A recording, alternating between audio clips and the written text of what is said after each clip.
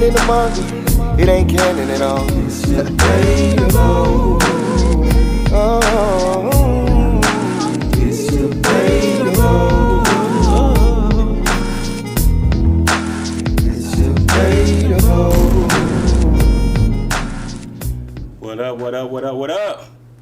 Welcome once again to the Debatable Anime Podcast, where permanent death is a thing of the past. If you read the title, you already know what I'm talking about. But y'all know how we do it every week at the Debatable Anime Podcast, bringing you the most up-to-date news in the anime world, bringing you some more drops from the wonderful world of Gabor, the book that Chris is working on. Of course, bringing back that tier list. We've been doing Anime Jeopardy the past few weeks, but last week we had to bring it back because y'all requested it, so we brought it back. The infamous tier list. One time for the one time. One time for the one time. Chris was getting drugged every weekend in Anime Jeopardy. He did come with that win on the last try, but it was a handicap match, man. It's all good though. It was a handicap match, you know. But Ty graciously accepted that he had a handicap and he took the L that one time. But we're gonna bring it back to y'all. Actually, February the 20th. If y'all are in the NC area, out in the Raleigh area, Ibasho Con, check it out. If you're gonna be there, y'all can play some Anime Jeopardy in real time with us. What's Maybe up? we should let them find a name, man, in the chat. Oh yeah, we're thinking of another name. name. Looking for a different name for the Anime Jeopardy, because as this thing continues to grow and blow up, we don't want to be so closely intertwined with the name Jeopardy, all right? But we're trying to figure out something better. It's completely different. The rules are a little bit different. The system and the format is similar, but the game is different. So y'all let us know what y'all think some good names as well. Drop a one in the chat if you can hear us. Drop a one in the chat if you can see us. We just want to know how we sound, how we look, everything good on y'all end. Then we can get on with the show. But also, last but not least, we're going to be bringing to you the the hot takes. After searching the worldwide interwebs in places like X and Reddit, finding the most outlandish hot takes known to man. So we're going to be bringing that to you as well, as always, every single week. So how y'all doing? Ty, Chris, I know it's an ice storm we got going on right here today, y'all. So we're in the storm, in the eye of it, but should be in it soon. I think it was, the second round forecasted to be worse than what it's actually turning out to be. Thank God. The rain finna come now. The From rain? 6 to 9 is supposed to be coming again. I mean, from what I'm seeing, No, freezing rain, not just rain. I mean, I get it, freezing rain, but the temp is supposed to actually increase a little bit tomorrow. So That's tomorrow. I know it's tomorrow, but I'm talking about good tonight. with that. I'm good with it. As long as the tip is not going to be what I thought it was going to be. I thought it was going to be in the teens all like the whole beginning of the week. So if you in NC, jump in the chat, let us know how y'all faring out there with the weather. Because we're here doing it. We making it. Chris found like a makeshift a dude on YouTube. He did like a makeshift heater. And we locked into that and went and got it. It's actually made out of paint cans, denatured alcohol, and toilet paper. Hey, man. Hey, It works. It works. It heated my house up to 80 degrees in like 40 minutes. Which is wild. So we probably should have been talking about this like last week when we knew this storm was coming through. Actually, I didn't know. I just said NC, but let us know wherever you are, because it is not just hitting the NC. So let us know where you are and how things are going. What's going on? Udamashi, what's good with you? Hey, you get caught up in the storm at all? Let us know if you got caught up in the storm, because I don't know, man. Like, I feel like I'm not being selfish, but of course charity starts at home. We worry about the home front first. But now that we good, now I can worry about all y'all. So like, tell us where you hailing from. Ask them how you really feel. Again, as I always say, don't dox yourself, but rep your city. Let us know where you're from, and if you got hit by the ice storm at all, or if it's just snow where you are, let us know. Ty said that? Ty, you locked in with us, man? Yeah, I'm in. Okay. Yeah. What state you in? I'm near Kansas City, Missouri. Okay. All right. About 10 degrees out here. About what's the temp? It's about 10 degrees out here now. 10 degrees. You are about to hit single digits out there. Missouri. Whew. Hace frío. Man.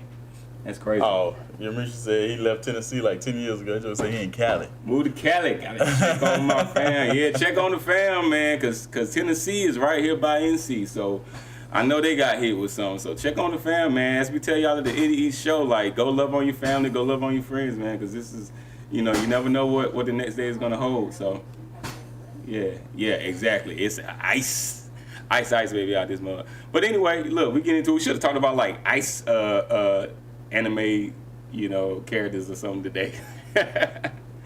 Like Ice Maze. But I mean, every anime isn't dealing with any type of magic or whatever, so we ain't got to go there. But you saw the title. Y'all already know what we're going to be talking about, what we're going to be discussing today. We are. You know, Anime characters that got iced and should have stayed gone.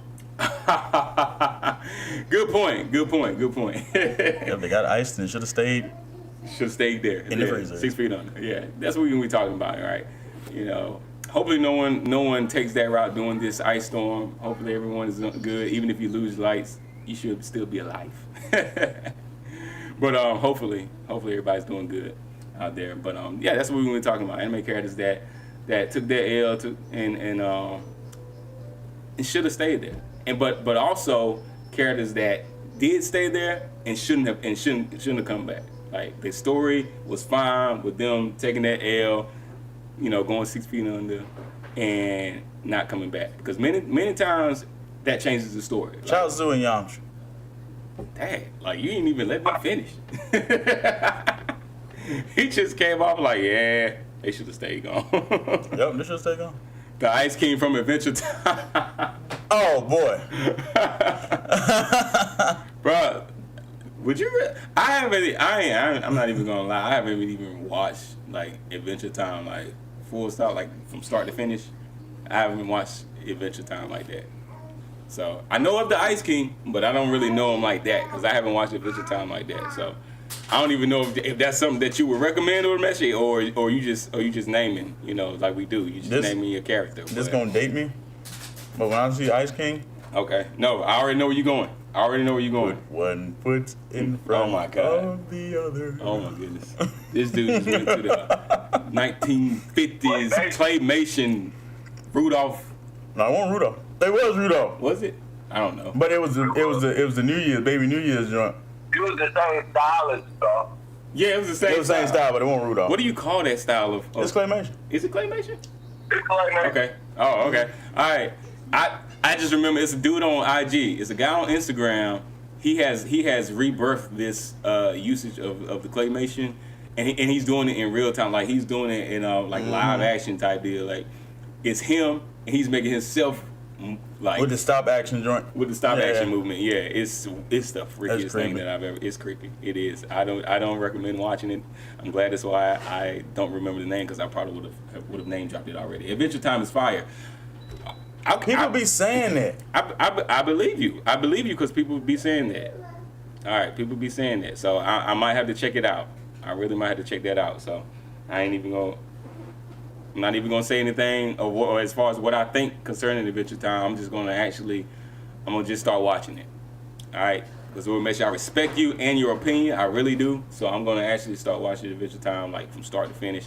How many episodes and seasons? Like, give me something to work with because I can go into it and just keep watching, but I do like to at least know that before I get into an anime. Like, how long am I going to be locked into this? You know, so I would like to at least know how many episodes or very least how many seasons I'm gonna be working with if I get into Adventure Time. There was a kid much younger than I. he told me about Adventure Time like 8 years ago. And he was like locked into it. And he was just like, Adventure Time is like the best show ever. And I was like, nah, bro.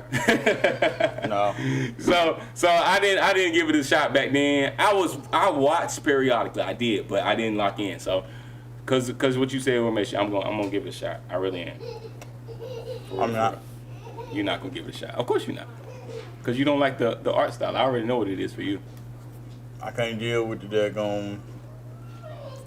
The super thigh gap deal. I don't know what's going on with his legs. Hold up, the what? A super duper thigh gap he got going on. Finn got going on. I don't know what he got going on. Oh, the main character? Yeah. Finn, yeah. I don't know. I don't know. Is that just the art style, right? That's just the art style, right? Yeah. It's weird to me. So that's the only thing that you don't like about it? Oh, there's a lot I don't like. Like what? I mean, now I'm curious. It's just the art style you talking about? Is that the only reason? Yeah. I don't know anything else about it other than the art style. I saw it and I was like, this is disgusting me. And I'm like, I'm never watching it. That. So you gave it less of a shot than I did. I never watched an episode. Ty, you watch Adventure Time? I watched it like just in passing, but I've never like dedicated the time to watch it. Okay. I Yeah. feel you. Yeah. Well, Messi said it's fire, so I don't know. I'm gonna give it a try. Have fun. Hey, you at least gotta give it. Well, but Amazing World of Gumball. Oh, that Gumball was my joint. Oh yeah. Gumball. Yeah, that was. Yeah. Gumball was my joint. I ain't gonna lie about that. Yeah, you gotta be on. I did get down with Gumball. I thought Gumball was very strange, and I just had a feeling that you have to be You had to like be high to watch it.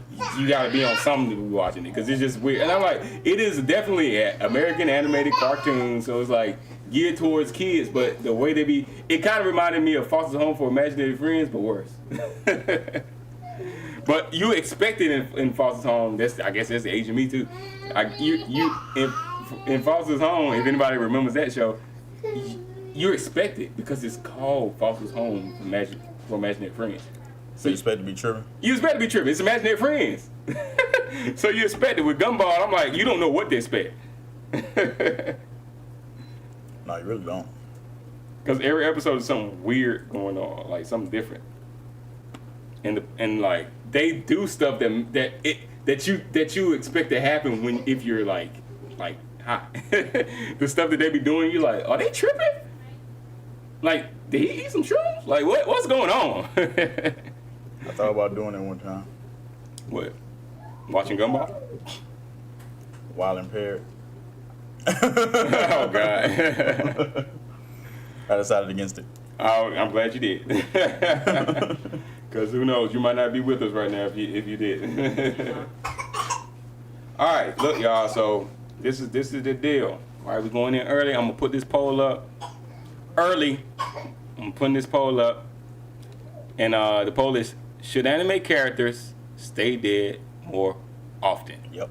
All right, should anime characters stay dead more often? Yes, stakes matter. Sometimes, if earned. No, revivals are fun. And last but not least, it depends on the story. I think it depends on the story as a cop-out answer.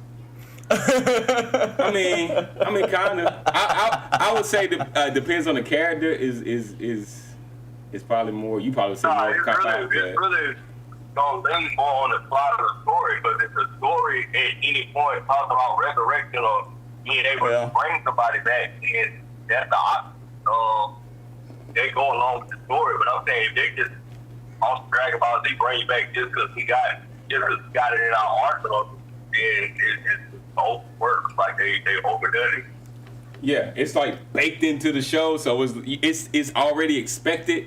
But then it's like, okay, at what point does this affect? Because you also got to consider how the comeback affects the character and the character around them, like the characters around them. Because in many cases, the character's death is geared towards the protagonist's ongoing development. Yeah, so it's like that's the only reason they die. Yeah. And when that's the case, it's like, dang, their death didn't really mean anything. You know, I think Goku should stay dead. Just for the fact, like which time? Like what? Just so Gohan wouldn't suck so bad now. Oh dang. I'm watching Super now with CJ. Oh, you actually watching Super? I'm watching Super now. All right. Good. We got some good anime news coming up too for y'all. And some news that Ty I know is gonna love. Gohan is straight trash. Locked in. You Gohan locked is in. straight doo doo. Yeah, I'm in Super. Yeah. So far, I ain't. I'm only a few episodes in, but from what Jesus you've Christ. seen so far, yeah, Gohan ain't that dude no more. dang, it's like that. Oh, I could have told you that before you watch first episode, did it? Yeah, I know. Hey, dude. Take away your team Gohan, Yeah, exactly. Exactly. Because it's like, but I say they rewrote him in a way that it's more fair. And everybody like he even Gohan couldn't even do that. Gohan did nothing at all. All right, 10 seasons for Adventure Time. So that's not terrible. That's too long. For a binger like Ty, that's nothing. But Oh no, that's a week. But I'm all into to so many other things. So 10 seasons, I really got to lock in. Yeah, you probably had to hit it at first. Keep watching Super. You saying? You keep watching. You like, yeah, keep watching. So I'm guessing you saying things might turn in a different direction for our boy Gohan. So I don't know. I doubt it. No, it's not as bad as you think. It's just the initial letdown that is not following along the trajectory he was going in. It hurt me, man. I was like, It's going to continue to hurt, but he does have things within that verse, like in that particular story. Oh, yeah. It's not all bad. now I'm like, Because I know you came up with it the same way I did, so the letdown is the same. Yeah. he didn't even get. It hurt me so bad. Hurt me so bad. You gonna watch it? Am I gonna watch Are it? you gonna watch it? Given the news surrounding Dragon Ball lately, I might have to watch Okay, it. I'm not gonna say it then. But I might skip it. Okay. I don't really plan on it. I'm just saying. You go ahead. You go ahead. Like, I'm in the middle with you. Everybody look better than Gohan. It's like Okay. all these people that you got. TN look better. Look than better Gohan. than Gohan? They fighting beers. What you Now mean, I know bro? none What of you these mean? fools can handle beers. You can't do nothing to them. It's fine. All that happened to Gohan was he got smacked by Boo. Got smacked? Beers used Boo as a weapon. He did a and dragon smacked, throw on him. and smacked Gohan, and he just fell and like was like, oh my god, I'm done.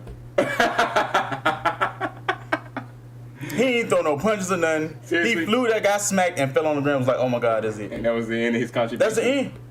To find beers. That's it. Dang. I guess he knew the power level difference because he could sit there. He's just like, nah, I'm just stay down because this is the smartest move. I mean, he powered up and everything. Flew up there and got smacked by Boo, by Majin Buu, Fat Boo, and Fat he Boo. laying on the I deck. don't know, of Fat the Boo. yacht. That's a heavy load. You get hit by that dude. I mean, and getting dragon thrown by God. It don't matter. I mean, did anybody else get smacked by Boo? No. All right, man. I'm just that's the determining factor right there. It's like nobody else got smacked by him. That must be a hard hit. It just looks horrible. Like at least you could have thrown some punches. Like 10 actually got in. 10 and 18 threw some punches. 10 and 18 threw punches. They didn't do nothing. Obviously against Beerus. Go Tanks threw some punches. And nothing. Nothing. But So, T has always been known to throw punches. They're just never effective. yeah, true. Right. True that. True that. Right. True that. True that. That's And fair. Gohan really just made a business decision because, I mean, it wasn't his best interest to continue. That. But he was the only one did anything, and he still didn't do nothing. How does that work?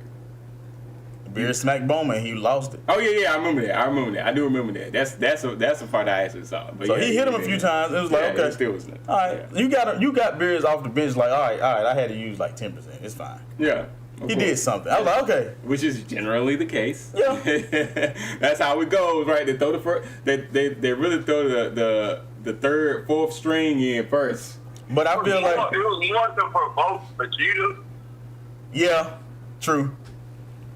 Because it's more like a Vegeta never cowers to anybody really. He was And like, not without getting beat down a little bit first. please don't destroy my blood. Was he really? In this particular situation, he's bleeding because he don't want. He's thinking Beer is gonna like pretty much get off over.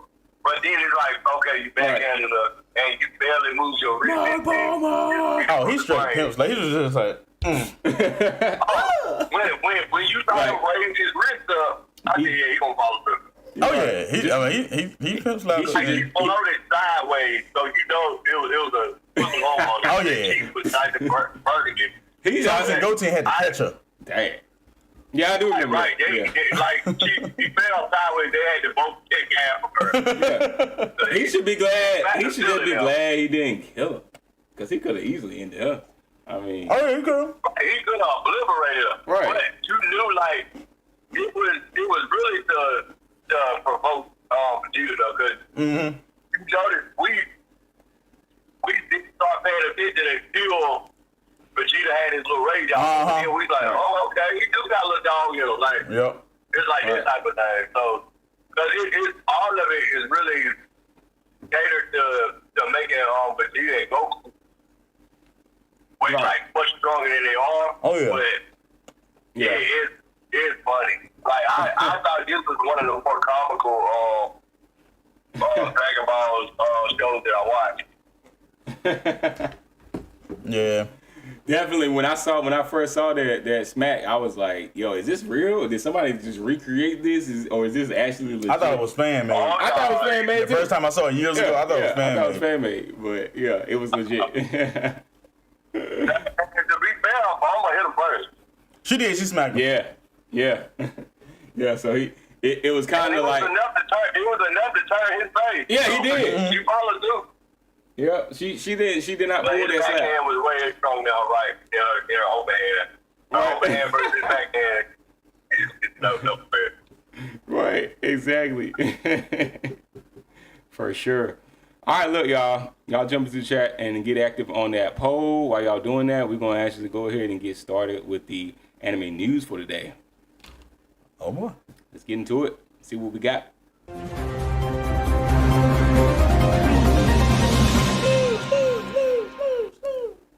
All right, chat. Welcome back. It's time for anime news. And no, this week is not quiet at all. Legacy franchises are waking up. Winter 2026 is stacking momentum. And announcement in particular has the internet on a chokehold. All right, let's talk about it. So we really got to start here. We got to start here because this is pretty much the biggest anime headline of the week. Like I was just talking about earlier, we ended talking about Dragon Ball. Okay. And we got some news for it as well, all right? Cool. So on top of that, new Dragon Ball. Well, hold on. Let's start. Let's back it up. Let's back it up. We got to talk about Dragon Ball Super because this is exactly what we was talking about. Okay. So, Dragon Ball Super is officially returning with a brand new sequel anime. The new series will adapt the Galactic Patrol Pioneer arc, picking up after the Tournament of Power. So I think this the one gonna have more like with Moro and everybody on it. Exactly. Moro's getting animated. Moro's finally getting animated, so it's gonna be wild. So everybody's been talking about this, especially like Dragon Ball fans. I already knew Ty was gonna be up on it. So. Like as soon as they did, they were gonna pull some more from the manga. I was like, oh yeah, okay. Now this ain't gonna be no dime. Right, exactly. This is not going to be Daima. So and that's why I said I might be watching because I'm like, I tried Daima, and I still haven't finished it to this day. So I was like, when I heard about this, I was like, yeah, I might have to get into Super and and catch up, get caught up. I should say, what I watch next? I finished Dragon Ball Z. I was like, go to Super. Go to Super. Like, don't watch GT. Don't watch Daima. Please don't watch Daima. Watch Super. Yeah. And then if you decide to watch GT after that, that's fine. Right. He would probably love GT though. Yeah, but I want him to watch it after he watched Super though. He can watch it after Super. Yeah. We call it. I read that Jason and them they're crazy about GT, and I'm like, to me, but I feel like they're more locked in because they prefer this saying 4, which I mean it does look better than saying 3-4-2. Right. Oh yeah. Right. And that's why I feel like as far as like the story and stuff is too chaotic. Like Goku would be a midget and it's like pretty much turn back to Dragon Ball Goku. Yeah. Exactly. So I'm like, this is crazy, bro. Like, but I didn't like it when it was out though. Right, because back then that's what we had, and that's what we liked what we had. I can't even deny that. I liked it, but back then. But of course now you have so many different things to compare it to. I ain't watching GT or Daima. I was like, okay. Hey man, I don't blame you for not watching Daima. GT was just back then in our day. We watched it. We did. It was what we had. So if you haven't seen it, then if you are a Dragon Ball fanatic, watch it. You know what I'm saying? Because it's still content and it's still lore all into the Dragon Ball universe. So definitely watch it. But if you're a casual Dragon Ball viewer, then it's probably not for you. That's all I'm gonna say. As far as Daima's concerned now, like I said, GT is a little gonna be dated, obviously, but it's still good. It's still Dragon Ball content. So hey, But for younger people, yeah, I definitely would say, yeah, Super.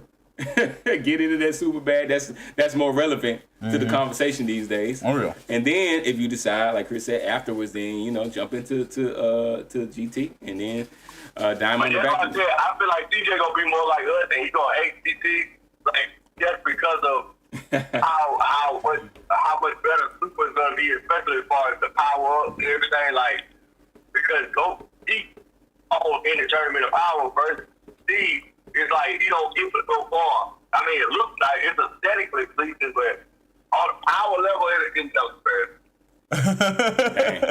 Right.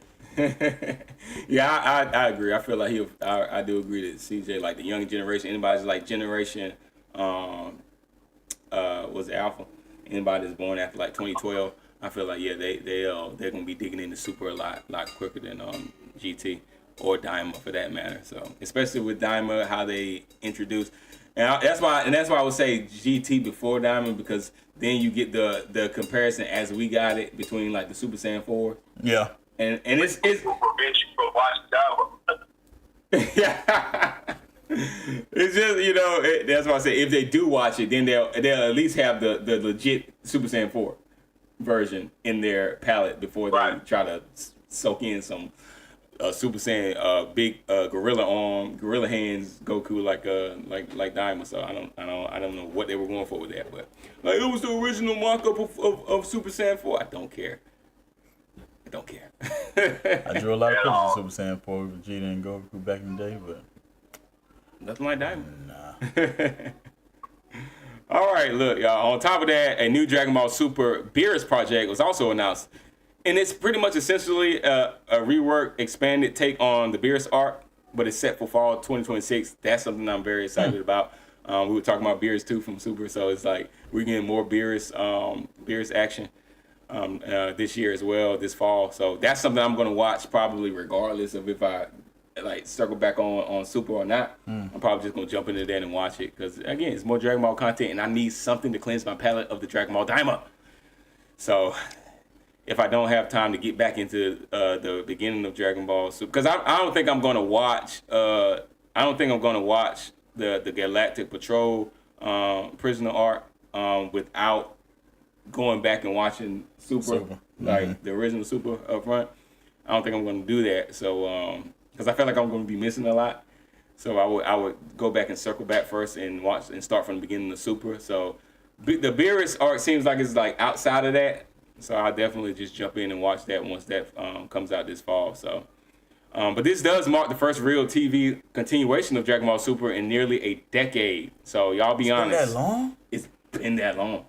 Seriously? It's been that long. Yeah, almost a decade. Wow. Yeah, it's almost been a decade. Dang. Since Super dropped. So that's why time is fine. Yeah, and we're so used to. I'm old.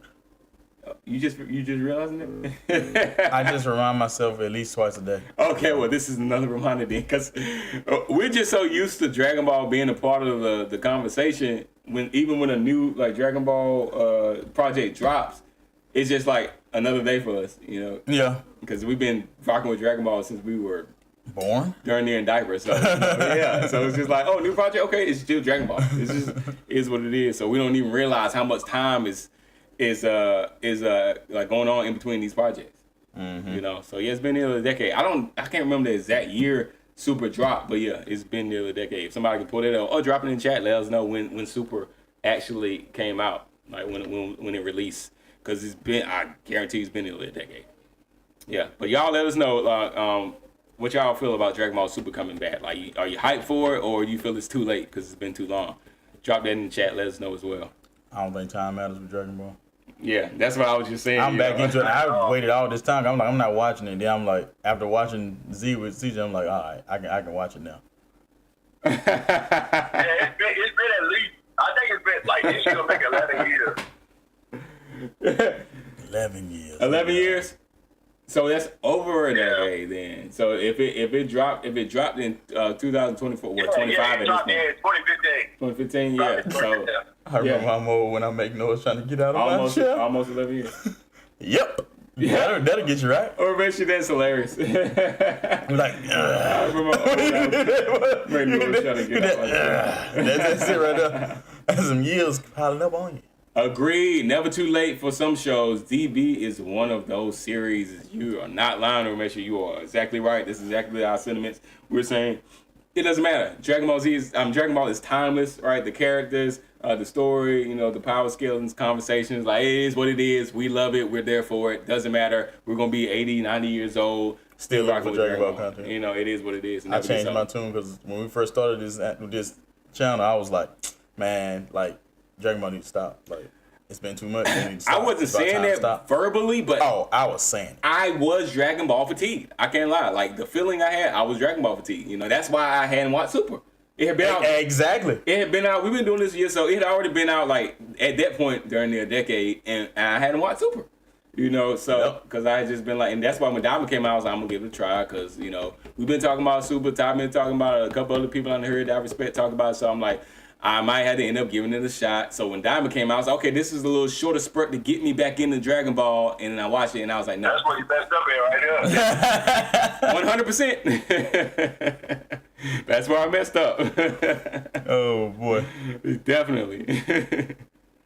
All right, now let's zoom back into winter 2026 because we're officially past the first impressions, okay? Shows like JJK Season 3, Free Run Season 2, Vigilante Season 2, and MF Ghost Season 3 are separating themselves from the pack, all right? This season feels heavy on sequels and surprisingly consistent, actually. So y'all let us know right now, what is your anime of the season so far? Now, I guess I'll talk about that a little bit later. Now, have y'all watched any winter anime yet? I started watching Hell's Paradise and Ninja was I was like, nope. Oh yeah, I got to. Ain't do it. I remember you said that last week. I remember you said that last week. I remember you mentioned that. Yeah. Y'all let us know in the chat what y'all watching. All right. I got one. At the end of the anime news. I'll let y'all know which one I've been like locked into, and loving so far. Actually, I think if CeeLo come into the chat, then he'll be able to lock in with me because he was recommending it to me and I was like, oh, I'm already on it, dude. Like I'm already on it. So I'll let y'all know once we do the anime news what I've been watching. So, all right, speaking of JJK Season 3, it does continue to split the fan base actually, and honestly, it really is inevitable. All right, the culling game art is rule heavy, it's strategic, and way less emotional than the Shibuya arc. So. Some fans love the chess match vibe, but others are like they're missing the pure chaos of it all. So, but this art was never meant to be like casual viewing. You know, it was meant to be this way. As I said, more strategic. It's more like a chess game. The rules and everything of the culling game are completely different than any of the seasons thus far in JJK. So, it's got fans divided. So, y'all let us know: is culling game peak writing or is it too complicated to understand? I'm scared. I haven't started watching. I feel like they kind of needed it because every other anime of that type has a tournament arc. Yeah, of course. Exactly. Like the mainstream anime. It tracks for the type of anime it is. I just haven't watched it, so I'm gonna be in one go. Right. One go through. And that's why I said, even as far as it being sub, I don't mind watching the sub if I can watch the entire thing. Like I ain't watching sub and only watch somewhere else so they ain't no in the world. Oh no, it'll just be weekly. You'll be locked in weekly, you know, just for the weekly drops. But I know you probably gonna wait till it all fill out anyway, and then you can just binge it all. So. That's what I said. I'll be caught up because like as soon as they drop the last episode of anime, I'm into that game. So it's like it's nothing for me to. I'll be right here at the end with y'all. Like, yeah, that was good. Everybody, man. I've been waiting for I just waited till today. You're right. Y'all can do that week and make yourself suffer. I suffered enough in my Dragon Ball era. My anticipation was destroyed. It made me the most anxious, nervous child in my life because I eat it like a crack fiend. So I'm not doing it because I'm gonna get there. I'm not gonna get to one hit a week. I'm gonna wait so I can see that big old kablam at the end and be like, oh yeah. And that's the thing where some people will argue like that's just as like threatening to my psyche as the old school waiting that we had to do because I got to wait for all the seasons to pile up. So I may as well jump in and do weekly. But I'm like, it's the same. That's the same as we were subjected to when we were young. You know, we had to wait, but now you don't have to wait. If you can just come back later. Exactly. That's what I was going to say. Yeah. So it's like enough anime to fill that time. Right. Exactly. And that's what I said. I was waiting to really get back into the Bleach because you're trying to get them on Bleach, but it's like now that I can be the placeholder, I watch like 3 different anime on Prime Video. Then I went and watched Mystery Prequel. I highly recommend it. It's definitely good one. It's one of those low key better than you thought it was gonna be type of anime. It's based off a bunch of like young ladies, but they are elite assassins. Like they get it done. But it's a great story. I like it. For it to be as short as it was well written, in my opinion. But I'm definitely the fan. Like when I see that you'll start episode ain't the only one on the list, then I'm like, okay, yeah, we'll probably watch this. Like, if there ain't 1 to 3 episodes, like that's why I won't go watch Toxic. Because I'm like 5, 6 episodes, but be right. And yeah, the only that's guy, pretty much it. Like, right. You watch those just pretty much the whole deal right there. So that was one of those short watch. As a matter of fact, with Takumi, they released the last episode the day I finished watching the other one. So I thought it was over 1 episode. Oh yeah. So I was messed up, and then they messed up again because of the last episode. So I didn't have closure, but it was even if they left it, I feel like they left it the episode before the last. I was okay with it. But then to close it out the way it did was even better in my opinion. For such a short anime, I was like, it was good. Yeah, it was perfect. That's what you call a masterpiece right there. Oh yeah. Urameshi says Frieren and sentenced to be a hero as far as winter anime to watch. And we already knew Frieren. And speaking of Frieren, we actually got some news concerning it. We'll go ahead and jump into that since you already brought it up, Urameshi. So Frieren season 2 continues to do what it does best, which is mind its own business and still dominate. Literally, mind its own business and still dominate. So the new opening and the ED also recently just dropped. So of course the series is proving that you don't need explosions to hit emotionally. All right, this is an anime for people who let moments breathe. So y'all let us know. We talked about it last week. Do you think Frieren hits harder when you're older? All right. Do you think that's a true or false statement? Does Frieren hit harder the older that you get? Probably. I know that last week. I think it's more like as long as you understand the concept of time, it's normally when you're older. But there are some young people that you watch it and really get a good watch out of it because a more mature young person, like a teenager, can watch that because it can change their outlook on life. Like, taking stuff one day at a time. Well, that's if they give it a shot. That's if it's something like realistic, something with a timetable. It has a limitation. Like, it doesn't last unlimited. Like, we're not Frieren, so we don't have it like this. We got it like the friends that Frieren lost. So it's like, let me not waste the time. Yeah, that's if they give it a shot. Because I think a lot of like a younger, like Chris said with CJ, him watching Frieren, his will be bored out of his skull. Yeah, he'll be bored. So I do think it takes a certain level of life experience to be able to appreciate the pacing of a Frieren. And that's why I said it's from child to child too. Because I was like, motherfucker, it's like, son, he can watch this easily and probably be able to give me the exact same feedback on Give Me All. And he's only 14. No, what? He's 14, 15. But either way, like, very mature for his age. So it's like, him watching it, he can actually get the true meaning of the plot and everything just from like one go through watching. He's able to comprehend it better. Right. Is that a lot? Like, I don't know. I was looking at it. I was surprised. I was like, that's some news. Urameshi says, Takumi getting a dub. Takumi's original sin is getting a dub. I didn't know that.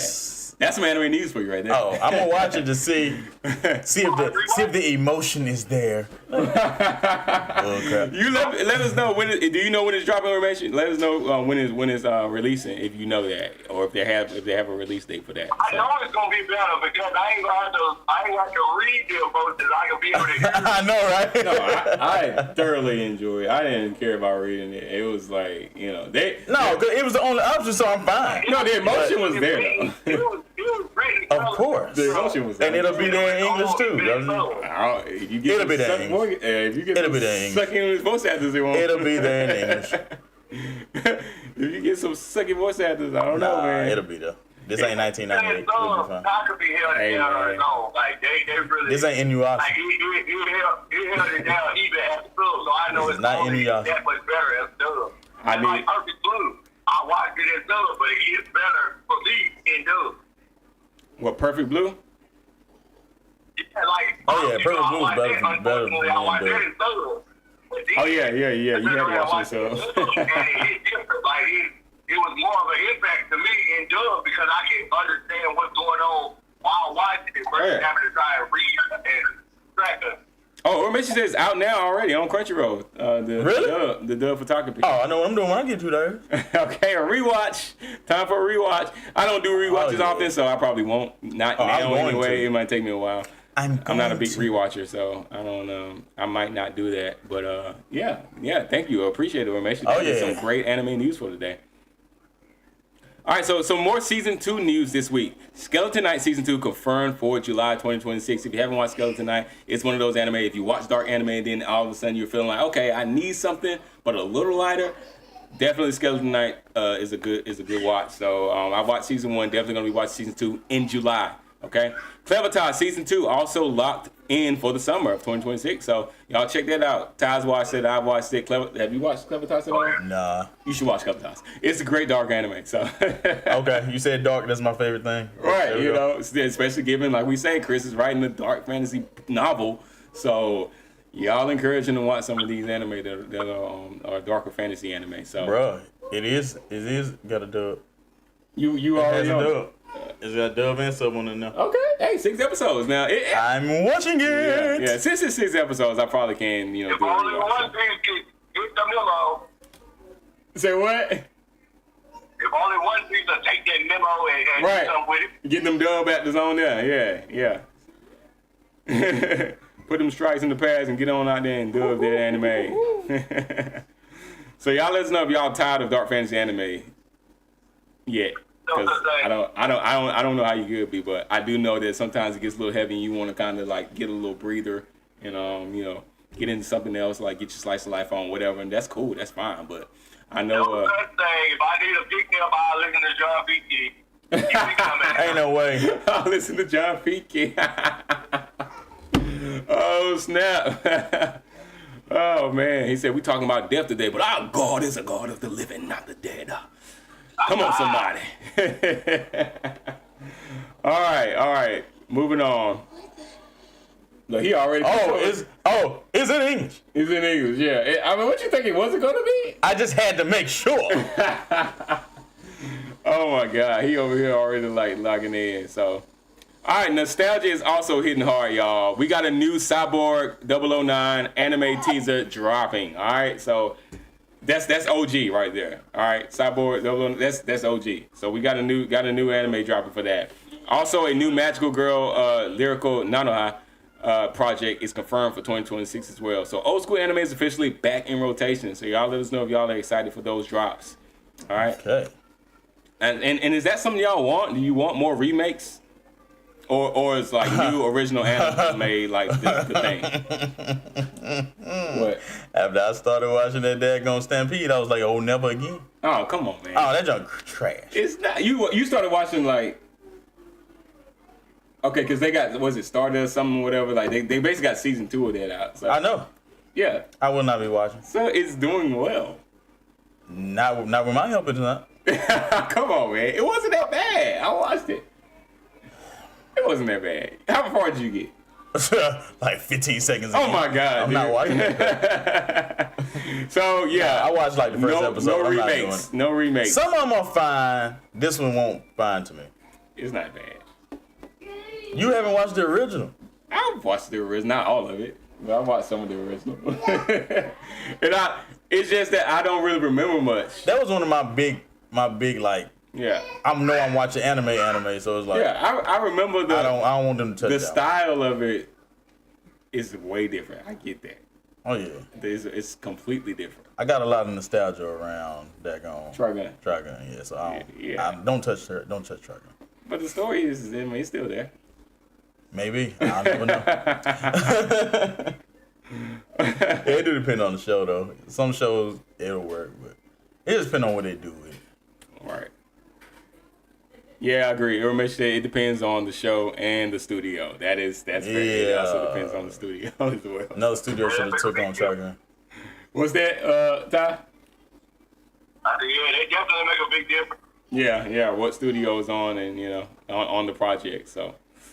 Everybody can't, Mappa can't do it all. All right, one anime generated attention for other reasons.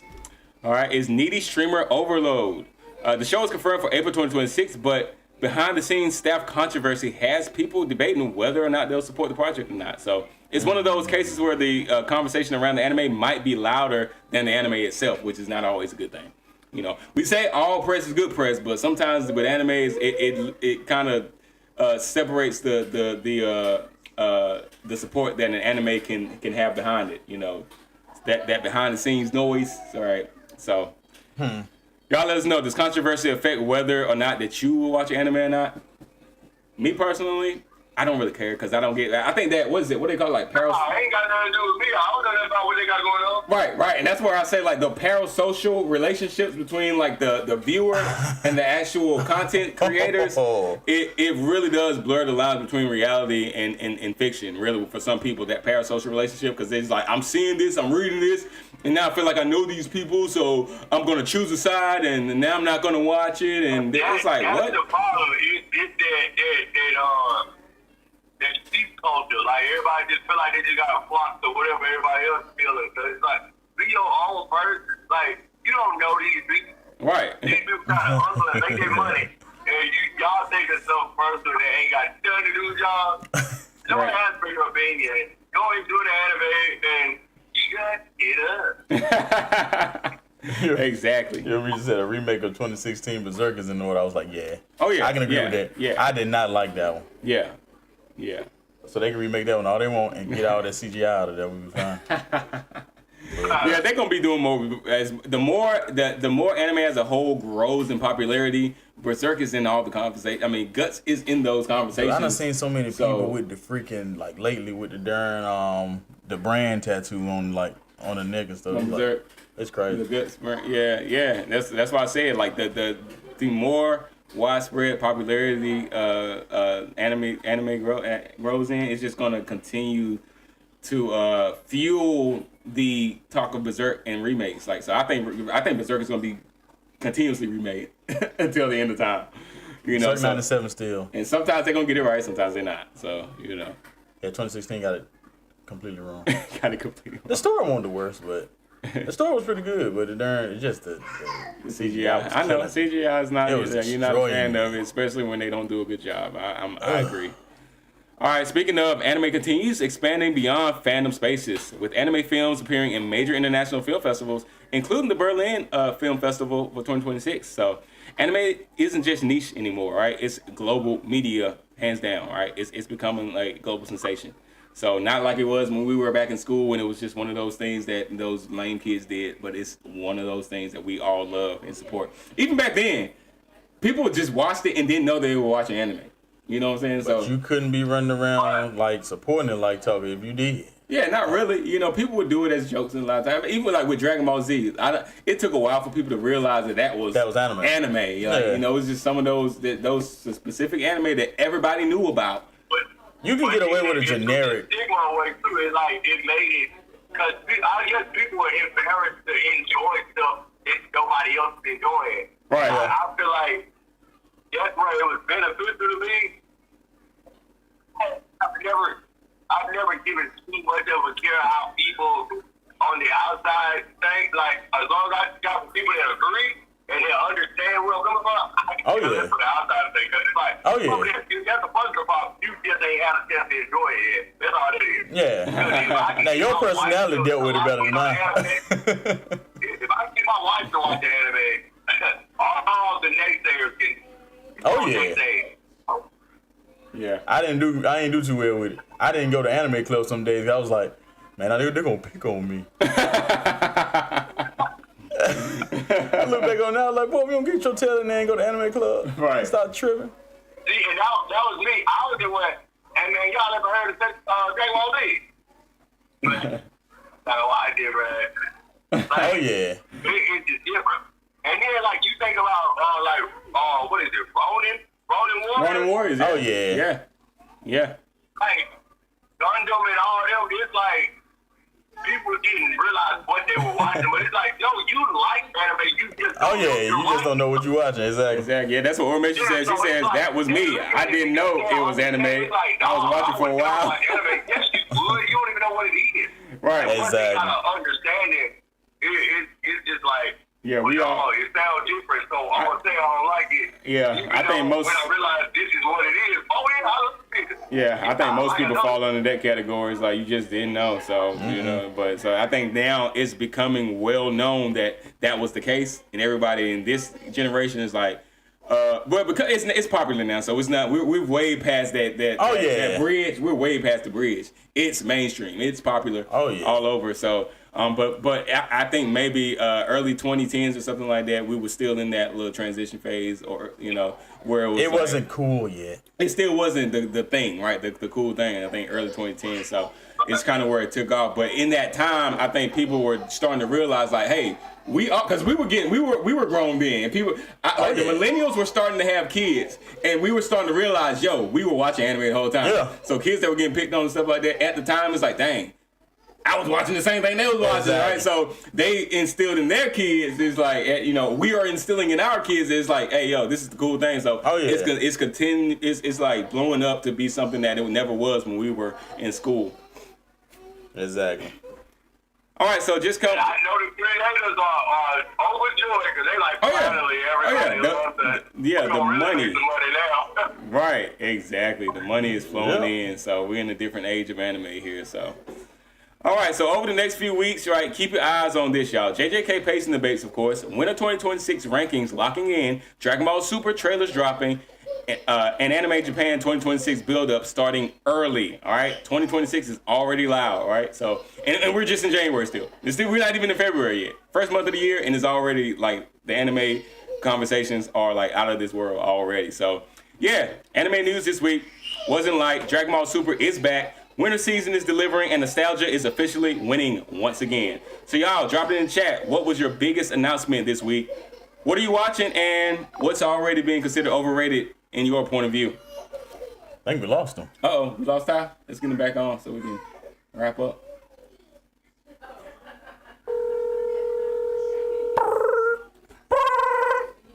I don't know how to do that noise.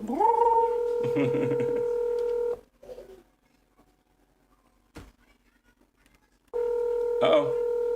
Don't tell me you got caught in the storm now. Come on, man. Oh, boy. Okay, there you go. We got you back. I was like, oh, no, the storm got him. Y'all, my wife was calling it like, she tracking me, dog, trying to see how far I am from home. Oh, okay, yeah. We just about to end anime news. You can do what you got to do, bro. Take off back. It was perfect time, and I jumped. Okay, go. Okay, good, cool. Okay, it was all good. She normally do this, and I'm able to switch between, and nobody ever noticed. Oh, okay. I got the wrong set of headphones on to do it this time. Gotcha, yeah. All right, cool. We just wrapping up anime news then, y'all, and then we're going to get into the Game Boy.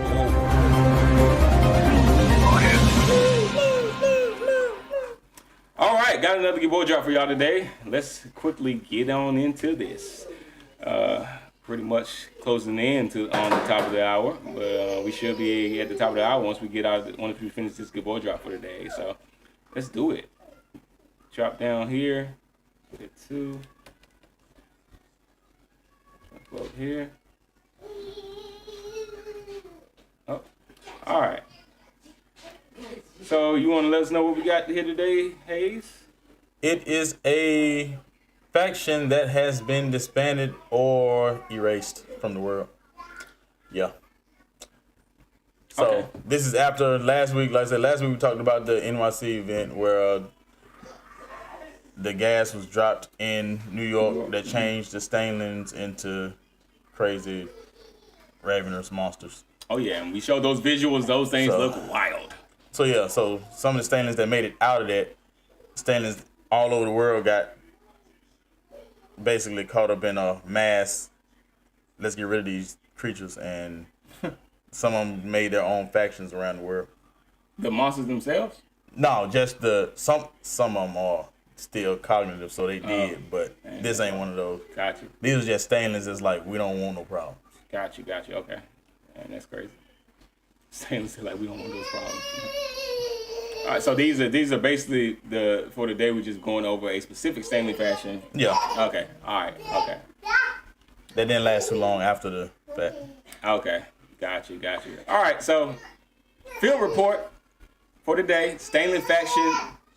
Is it just one? This is just one year. All right. Stanley faction 1. All right. The status: disbanded, exterminated. Okay. So Yeah. this is they don't exist. They don't exist no more. Okay. In This just report on one that was there. That was It's there. reports on. Right. I have reports on a whole lot of different, right. all the factions that spread out from the event, but this is one that didn't make it too long. They lasted for a little while, but All right. And remember, y'all, this is like real time in the book documentations that are going on, like in the book. These individuals are writing down and jotting down these notes on things that they are experiencing and finding out in real time. So when we're reading them, it may be some stuff that's past tense. It may be some stuff that's future tense. It's just we're reading from the perspective of the people that are writing it down in real time in that point in time in the book. So that's why it may be some stuff that's like, okay, I remember hearing about that last week, but it seemed like it was at a different time frame. It's just because whoever's writing this down at this point in time, they may be at a different point in time in the book, So the status is disbanded, right, of this Stanley faction. And y'all can read it on the screen as well as we talk about it. Y'all can read along. So the faction is the Exiles of Beth Shahar. That's the name of the faction. All right, the agency, Zedek Intelligence Division, TID. We've read stuff from this. that's the group that Sealer works for. Yeah, Celia Marin, right? Yeah. So, and of course, filed by Operative Celia Marin. She's the one that documented this, right? She's the one that's writing this. We're reading from her perspective. All right, the third level of this this disbanded faction is nullified, residual risk. So there still may be some. Yeah, some people still left over, but they done join faction. other places, bro. Gotcha. All right, so an overview of this faction. The Exiles of Beth Shahar were a nomadic Stanley community that formed immediately after the NYC bioweapon incident. Fleeing persecution by the Legion and distrust from humans, they chose isolation over allegiance. Their name, Beth Shahar, translates approximately to House of the Dawn. Ironically, they did not live to see a new one. That's crazy. So the composition. This faction was primarily composed of Stanlians who rejected the Legion, former remnant sympathizers, survivors of the NYC purge zones, refugees of Legion breeding caravans. They were not aggressive, militant, or ideologically driven. Their core belief is that we must survive away from the war. That was their fatal mistake. So the ideology and culture philosophy. Hybrid blood is a curse, not a blessing. The world has no place for them.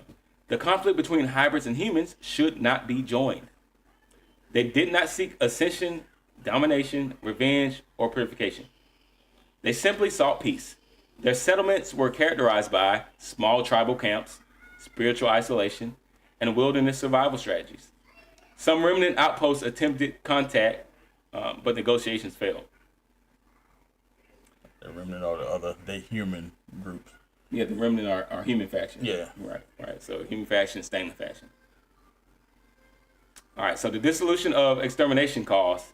So the Legion Purification Campaign, which was held in 2043, the Legion Doctrine views passive Stanlians as failed stock, genetic waste, and potential defectors. A shocking unit located and destroyed Beth Shahar's communities one by one. Their villages were burned, buried, erased from the maps, and no major survivors were recovered. Dang, so it sounds like they completely got evacuated. Completely they tried to wipe them out exterminated. completely. And the Legion. Ethnic cleansing. Oh yeah. Like we can't use them, so get rid of them. Dang, that's messed up.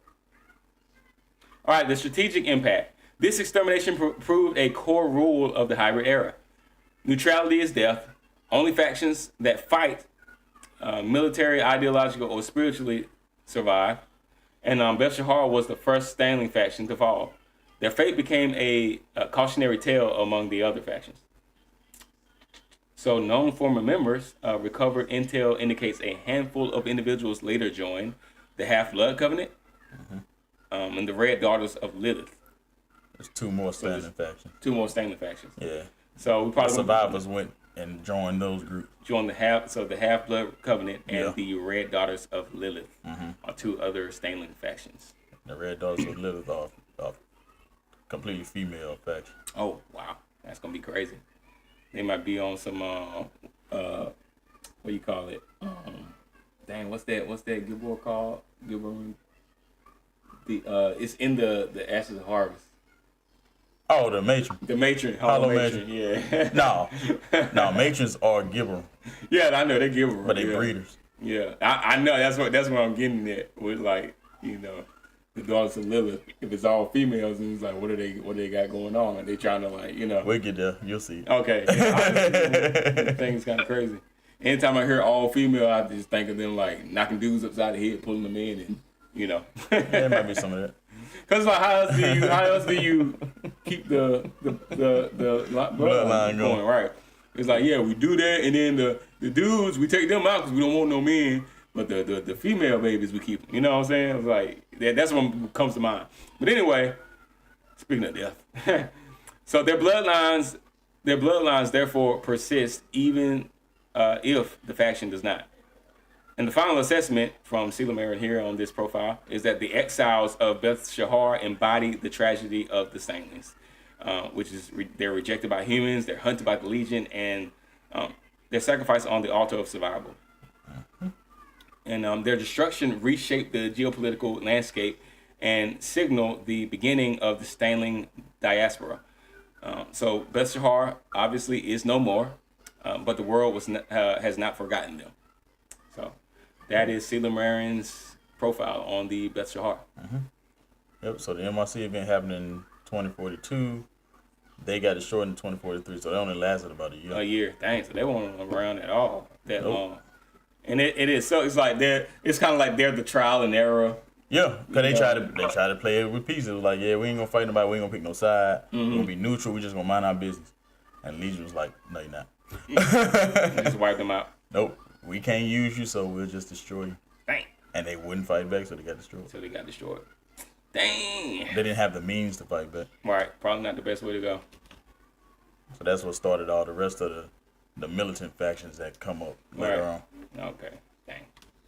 All right, so if y'all have any questions, then of course you can reach out to us at giveawarworld@outlook.com or itsdebatable@outlook.com. You can reach out to us in those places if you got any questions, if you want to get more detail or intel on these factions, some of the monsters of this world, some of the landscape, how things going to work, you know, some of the story actually, because you got two stories from the novel that are going to be released before the novel. So if you want to look at some of those and see if you want to purchase once those drop, reach out to us and we can talk about it there. You good? Anything else? That's it for tonight. That's it for tonight. Join us next week for the wonderful world of Gilbert Drop. More on that.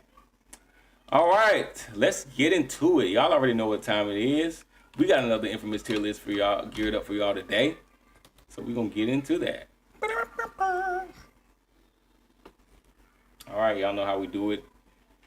When we get into this tier list, we got another 10-level tier list tonight, y'all. So y'all help us rank these 10 anime characters in the tier list for tonight. So, of course, the tier list for tonight is going to be centered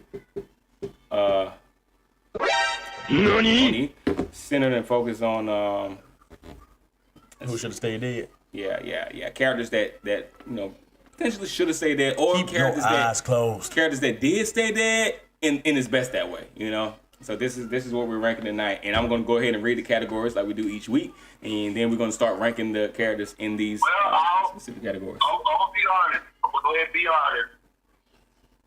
It's sometimes very biased, and I really don't care. I really feel like if out of all the people that I feel like did that because of what they meant to the story, but that's good still be here right there. They could have found a way. Wait, who? Potato Girl. Say it again. Potato Girl. Potato Girl. Potato Girl. Oh, Sasha. Sasha, yep. From AOT. Yep, Sasha. Yeah. That did. I think that changed for a lot of people, and they made her such a lovable character, man. They made her a lovable character, but you could not. she wasn't crucial. There was no way you could hate Sasha. Right, you couldn't hate her. She was lovable, but she wasn't crucial to the story. If we were there, we would have been Sasha as far as hunger. Yeah. Especially me and Chris. Any foodie. Especially the way me and Chris eat, we would have been Sasha. Any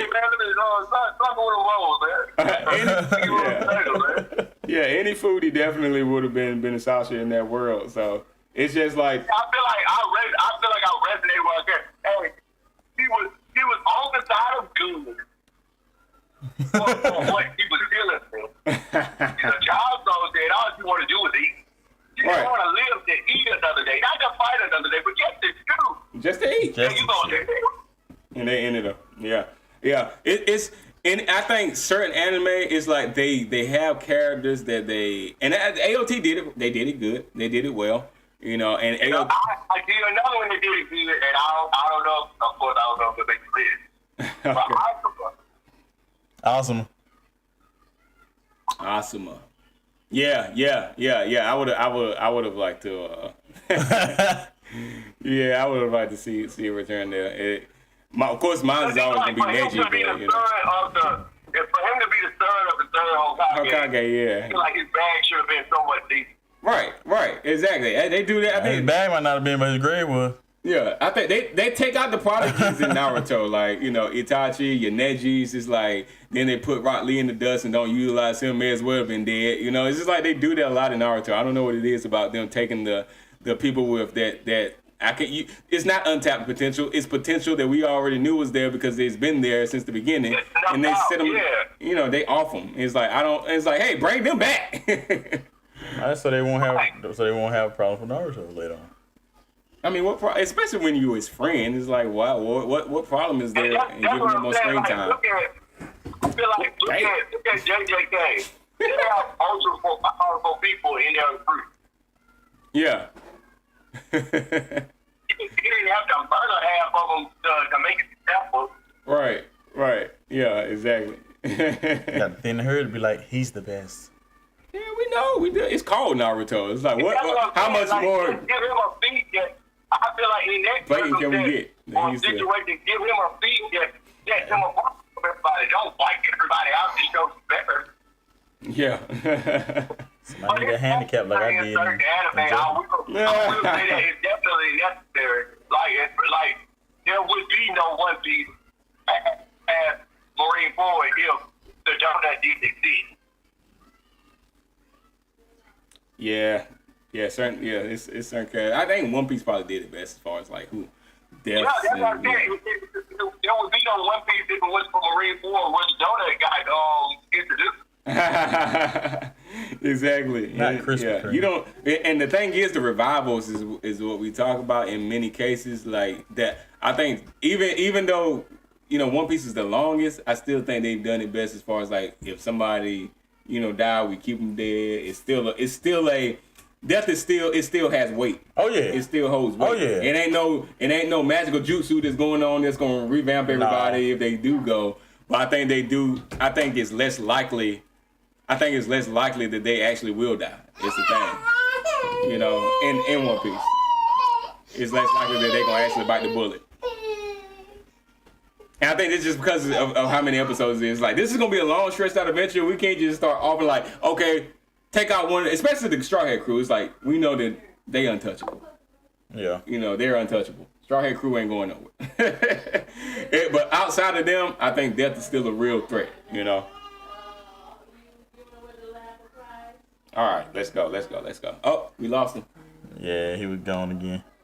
All right, I'm going to go ahead and start reading these tier categories. So, tier 1, should have stayed gone, all right? This is the Death was perfect, right? The revival hurt the story.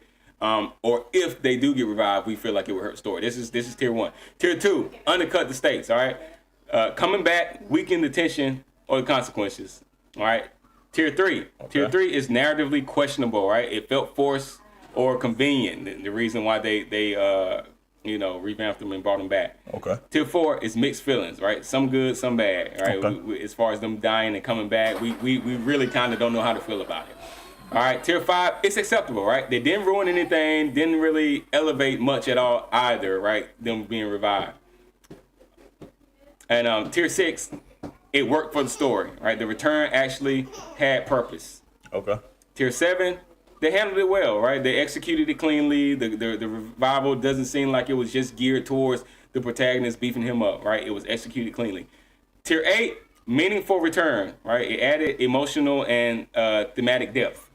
And tier 9, essential return, right? The story actually needed the character to return in order for the story to be what it is, what we know it to be. In tier 10, last but not least, the never felt gone tier. This is the tier where death was always temporary by design, right? We all knew it, and it was necessary. We all knew it, and we accept it. It's okay, right? We have no gripes, no problems with it. All right. So let's get into our first character. Y'all that are in the chat, if you're in here, y'all help us rank these characters and let us know what you feel about it in the chat, depending on where we actually rank them. All right, let's get into it. So first, let's go. Let's go ahead and get them out the way. We already know. We already talked about it. We already know what the deal is. This is one of the most. If you don't like spoilers, then you're not gonna like this episode. Get out the tier list. Don't even comment because you're gonna be spoiled. All right, so. Let's get into it. Let's talk about it off the rip already. Our first character. None other than the donut hole himself. Porcus DAs. What do y'all think? He was 100% necessary, or Lupus would not be the movie that everybody knows. Yeah, he's had to die. He had to die. And he deserved it because of his arrogance. Yeah. He was saying, and I want to point this out to everybody that feels the double way. Don't care how you feel, because your favorite character, Mr. Porky, decided, after being saved, after everybody reaching their life to save him, I'm going to run it back to him. What did you say about my daddy? What did he say about my not dad? Oh, no, you don't. About my non-biological father? Right, it's like, yeah, Well, that sounds good enough for me to get a home put in my chest for. And what upset me about it is like he was so depressed and he was ready to he had accepted his fate, right? He had literally accepted his fate, and then and in that I saw that Luffy reignited him. Exactly, and he was like, "Oh, there's hope." It's like it set him on fire all over again. It's like, oh, like. But not really, just only on the surface. Only on the surface, because if he really had gotten that hope deep down in his soul, it would not have bothered him. Like, even if it did bother him, he would have been able to just be like, "Nah, those are just words, and I'm gonna just go." That was ancient strategy, though. You remember, nobody could say anything sideways about people that ain't there about at any point during his story. Like, he was always the one. Anytime somebody said something negative, he's knocking them out. Like. He that on fight type dude, like, what you say? You want to fight right now. Yeah. I understand it, but I feel like he bit off way more than he do, especially being in a weekend state. But he's also not an idiot. It's the Logia curse, man. Yeah, he also. In the sea prison zone for a whole arc. Yeah, I feel like if he. What did you think he was about to do? Yeah, I feel like if he wasn't, if he wasn't. If it really had been reignited, I just feel like because Ace is not an idiot. He's not really an idiot. Yes, he is. He's not an idiot. Yes, Luffy he is an idiot. Ace isn't really an idiot. You know, he's not like some like scientific genius or anything. Nah. But he's also not an idiot either. He's not. So he understood the stakes. But he got Logia type. Luffy is blissfully ignorant, and Ace is an idiot. It's a Logia curse, man. I'm telling you. He was good. Then when Luffy said it, he was like, I really can't die. No. Like, I really can't die. Like, I thought I was done. I'm not. I cannot die. Let's run the fade every single time, because I can't die. No. I really can't die. I thought I was done. I can't. That's why I say Luffy is blissfully ignorant, and Ace is an idiot. Because he had one time to figure out the situation and circumstance, and he still chose to become I feel like he knew. in hot light on donut. He knew the stakes. Like, everyone is here. There is nobody in this game that is a player that is not on the field right now. And this is the time that you decide that I need to turn around and, like, as much as everything that Luffy did to save him, he didn't think it was possible. That's what I'm saying. He was so depressed because he had given up hope. So to have it was possible, and now I can't die. I think he was already ready to die. I just think he was ready to die, and he knew it was gonna be his time regardless. I ain't giving him that. Even when I doubt myself, I still somehow survive. So I'm gonna be invincible. It's the Logia curse, man. I'm telling you. Logia types always. You think he jumped in front of Akianu because he thought he was gonna be able to take it? Yeah. And live. Nah, that nigga dude was dead. No, he ain't think he was gonna die. He dude was dead. He ain't think he was gonna die. I got a Logia type. You can't kill me. You can't kill me. Well, you just got lava. Fire is lava. Lava is fire. Nah. You punch through me, I'm gonna survive it because I'm fire. Nah, dog. No. Think about that, Chris. Now, he got burned by Akianu. Like, I know he did. I know. But he's still a Logia type. You can't kill me. Yeah, and that's what I'm saying. Your Logia is bringing at a different temperature than mine, and I can feel the difference. But I don't think with a full thrusted punch that you can ooze on through my chest. I think it's possible. I don't understand the thought process. It's just like what is his name? Because he shouldn't have fought Blackbeard in the first place by himself. We all agree. That's why he messed up. By himself. We all agree. Was an idiot. That's when I knew Ace was an idiot. Because the thing is, you have flame powers to the point you can fly using them.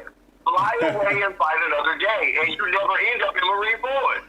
Exactly. Yeah. But his personality, he shouldn't. Luffy gets in these predicaments. Knowing who his father is. Somebody or right or wrong. Ace had a lot of self-hate built up. He got a lot of self-hate built up. You're true. So I think he already didn't. He didn't have the will to live like Luffy did, like, or even Sabo for that matter.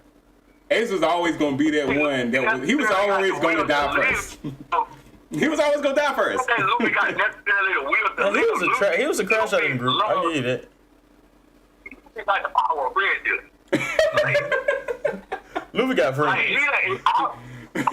You can't have him if he dead. So what? You can't have him if he dead. Because Ace is like, Ace gonna put you at risk because of his beliefs, just like Luffy will. But Luffy's doing it from a place of arrogance. It's more like, I'm excited to. He's more like Goku. I'm blissfully ignorant. Like, all I want is the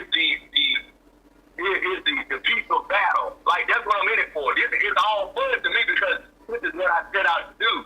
Aces is more, I got a point to prove at all times. He had a chip on the shoulder all his life. He wanted to die. Oh, he wanted to die earlier in life. That's why I feel like it was pretty. He was destined for it, and he sealed his own fate. You know, through his own. He willed himself to death, just like Luffy is willing himself to be the king of the pirates. Ace willed himself into that donut position, and he got exactly what he had been desiring, at least an overwhelming majority of his life. But the reality is, fans desperately want to this day to see more Ace. You know, people better get him in flashbacks. That's what I'm saying. You know, so he died. He ain't coming back. He ain't coming back. So what y'all feel like? I felt like that at first. Y'all feel like he in the should have stayed gone category, like undercut stays, coming back will weaken the tension. Like, what do y'all feel? Because he's one that's can't come back. That's dead. He He can't come back. but if he did, like one of the which category y'all think it would fall in? If he were to like, If Ace come back, I'm not watching One Piece no more. So it seemed pretty high then. Like should have stayed gone category. Oh yeah, he where he need to be. And that's the death was perfect. Revival would hurt the story. Yeah. Ace can't come back. All right. I mean, yeah. Nobody in the chat got any dispute for that. Exactly. Whitebeard died for nothing. Yeah, well, she said Whitebeard died for nothing. Yeah, that's all. Yeah, he died for nothing. he He got his insides cooked for nothing. It's the end of a pirate era. I think that's why I say Destiny is like was all over Marineford because it's like that was the end of the old school pirate era for the OGs with Whitebeard. And then Ace pretty much was a product of that because he was Gold Roger's son. So all of that is wiped out and we got a clean slate to start a new pirate era. I get the that's why he got to stay dead. That's why he got to stay dead. Yeah. It's for the story, you know. That's why he got to stay dead. It's, so. But when Whitebeard took that fist to his stomach and that Joker went up his chest and said, and his chest blowed out. Yeah. I was like, now Ace got a hole through his whole body. Yeah. Whitebeard get punched with the same fist. And his insides get. And it stayed there for a while, yeah. And it blow like you saw it ripple explode through his chest and explode. Yeah. And he still stood there and punched the brakes on him. He hit that joint and just like I was like, oh, they caved in. I was like, he took it. It was hard. It was hard for him to eat that, but he took it. I guess he took it, but all right. Yeah, it's like you took it with him being like 90 years old with a hole in his chest on oxygen, yeah, and it still put you down like that. And still, he still knocked him down. I was like, okay. So we're gonna keep Ace up here. The should have stayed gone. Ace can't come back. He deserved what he got. Deserved what he got is what we're saying. All right, you folks kill for nothing. All right. Next character.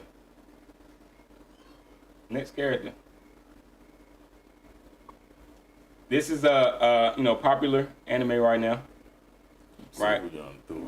With a season 3 out, none other than our boy Yuji Itadori, JJK. Oh, my boy. Dies early.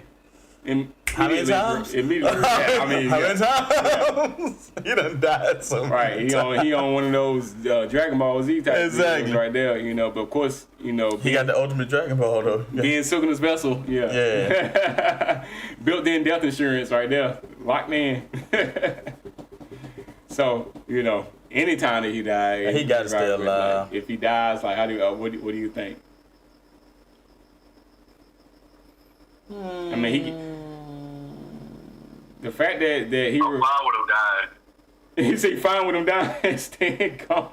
Yeah, because I mean he don't really make or break the story to me. Like they're more interested on what's on the inside of UT, not really the individual. They can find another UT. Yeah. He's just a mess. It's like, really torture for him. He's pretty much a suit. I get this one dirty, I'll go get another one. Yeah. It is different for him than like a Gojo because with Gojo the whole JJK world shifts. The whole world is upside down because now it's off balance. Usually doesn't affect that balance at all. Yeah. The only difference is like the Sukuna's in him, so it's like okay, King of Curses is there, but he's kind of locked away right now, sealed. So it's like it actually makes it worse, in a sense with him being, I guess, alive because it's a potential. He can potentially Sukuna can come back full throttle if he successfully he saw the fingers or whatever. So I guess with him being alive is like it's more of a risk. Obviously, I think they had that conversation up front. Like, do we kill him up front or like they were going to kill him? Yeah, And the only reason they didn't because Gojo said no. And if he do go crazy, I'll just kill him myself. Right. But now he locked up. JJK should have been about 10 minutes long. And Gojo's like, oh, he got Sukuna also. If I go ahead and snap in the pieces, that finger don't exist no more. Sukuna will never be complete again. Here's the story. Oh man, that was a dope story. He pulled a Goku. I'm gonna let him eat all these fingers because I want to fight him. Right. I'm bored. Ain't nobody else around here that can handle me. Let me fight Suguna and see what happens. Right. So really, yeah, I guess it doesn't really affect it. So Yuji being, continuously, coming back and not really dying right now, does it undercut the stakes of the story at all? Is it, does it make the narrative questionable? All right, does it feel forced at all? No, because it's realistic. Because in that verse, because Suguna is not gonna let him die. Yeah, right. He can't die. And that's why he keeps coming back. When That's why he basically keeps coming back. dies. Like, even in last season, he died again. It's like, yeah. Still came back. I And miss Suguna how- took over, and it's like, he doesn't die, so. Don't happen every time he die.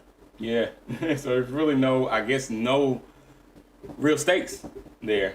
With him, no. So what do y'all think?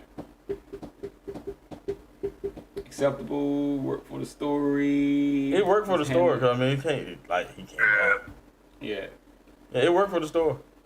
You gotta have Suguna. Yeah, you do that, and that's kind of like we talked about last week. He's pretty locked much inside of each door, so each door cannot die. he got that protagonist plot armor, right? Yeah, until Suguna take over completely, and there is no more each door. Right.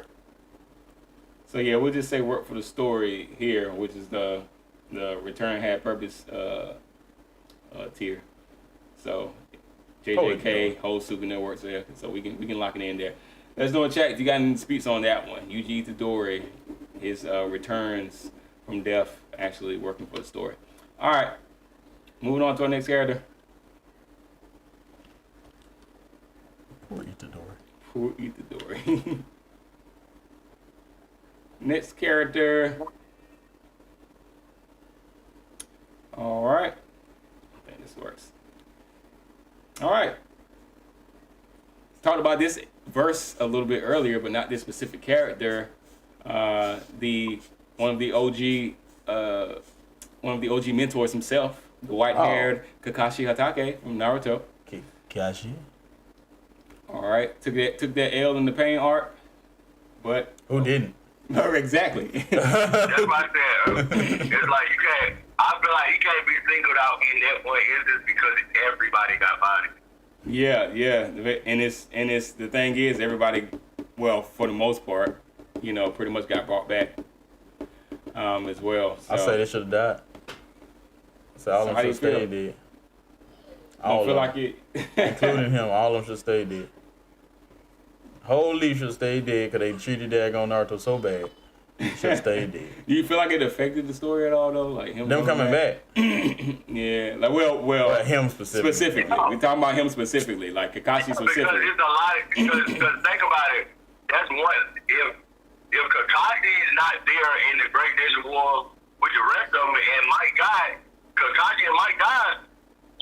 There's no Obito there. There's nobody to go into the first with Obito and bring that page. He had to come back.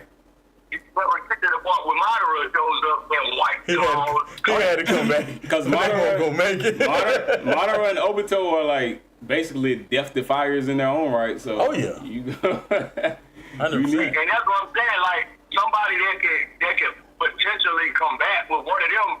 You can't have them gone because then you handicapped for sure. Yeah, true.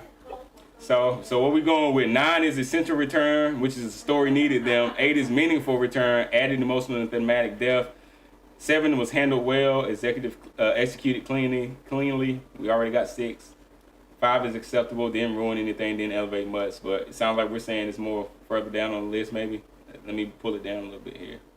I mean, I'm not mad at a clean thing because it's like they just make it a dramatic deal and he just came back.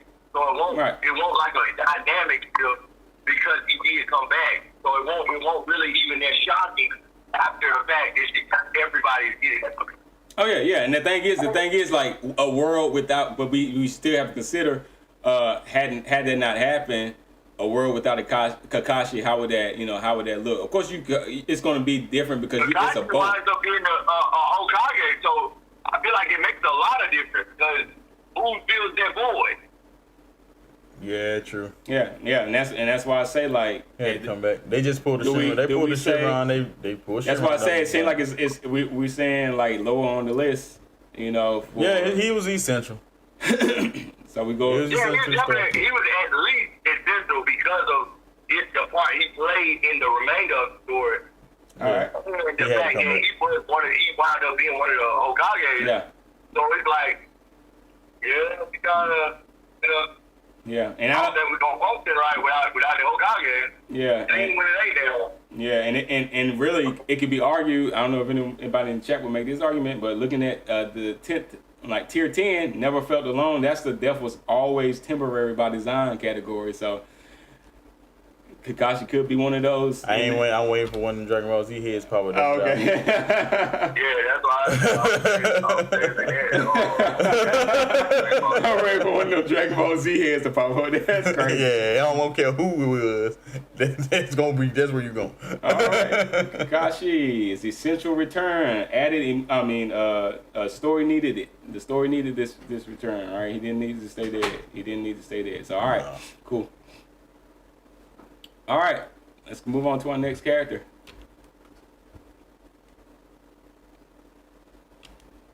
All right, let's go back to the OGs real quick. All right, let me see who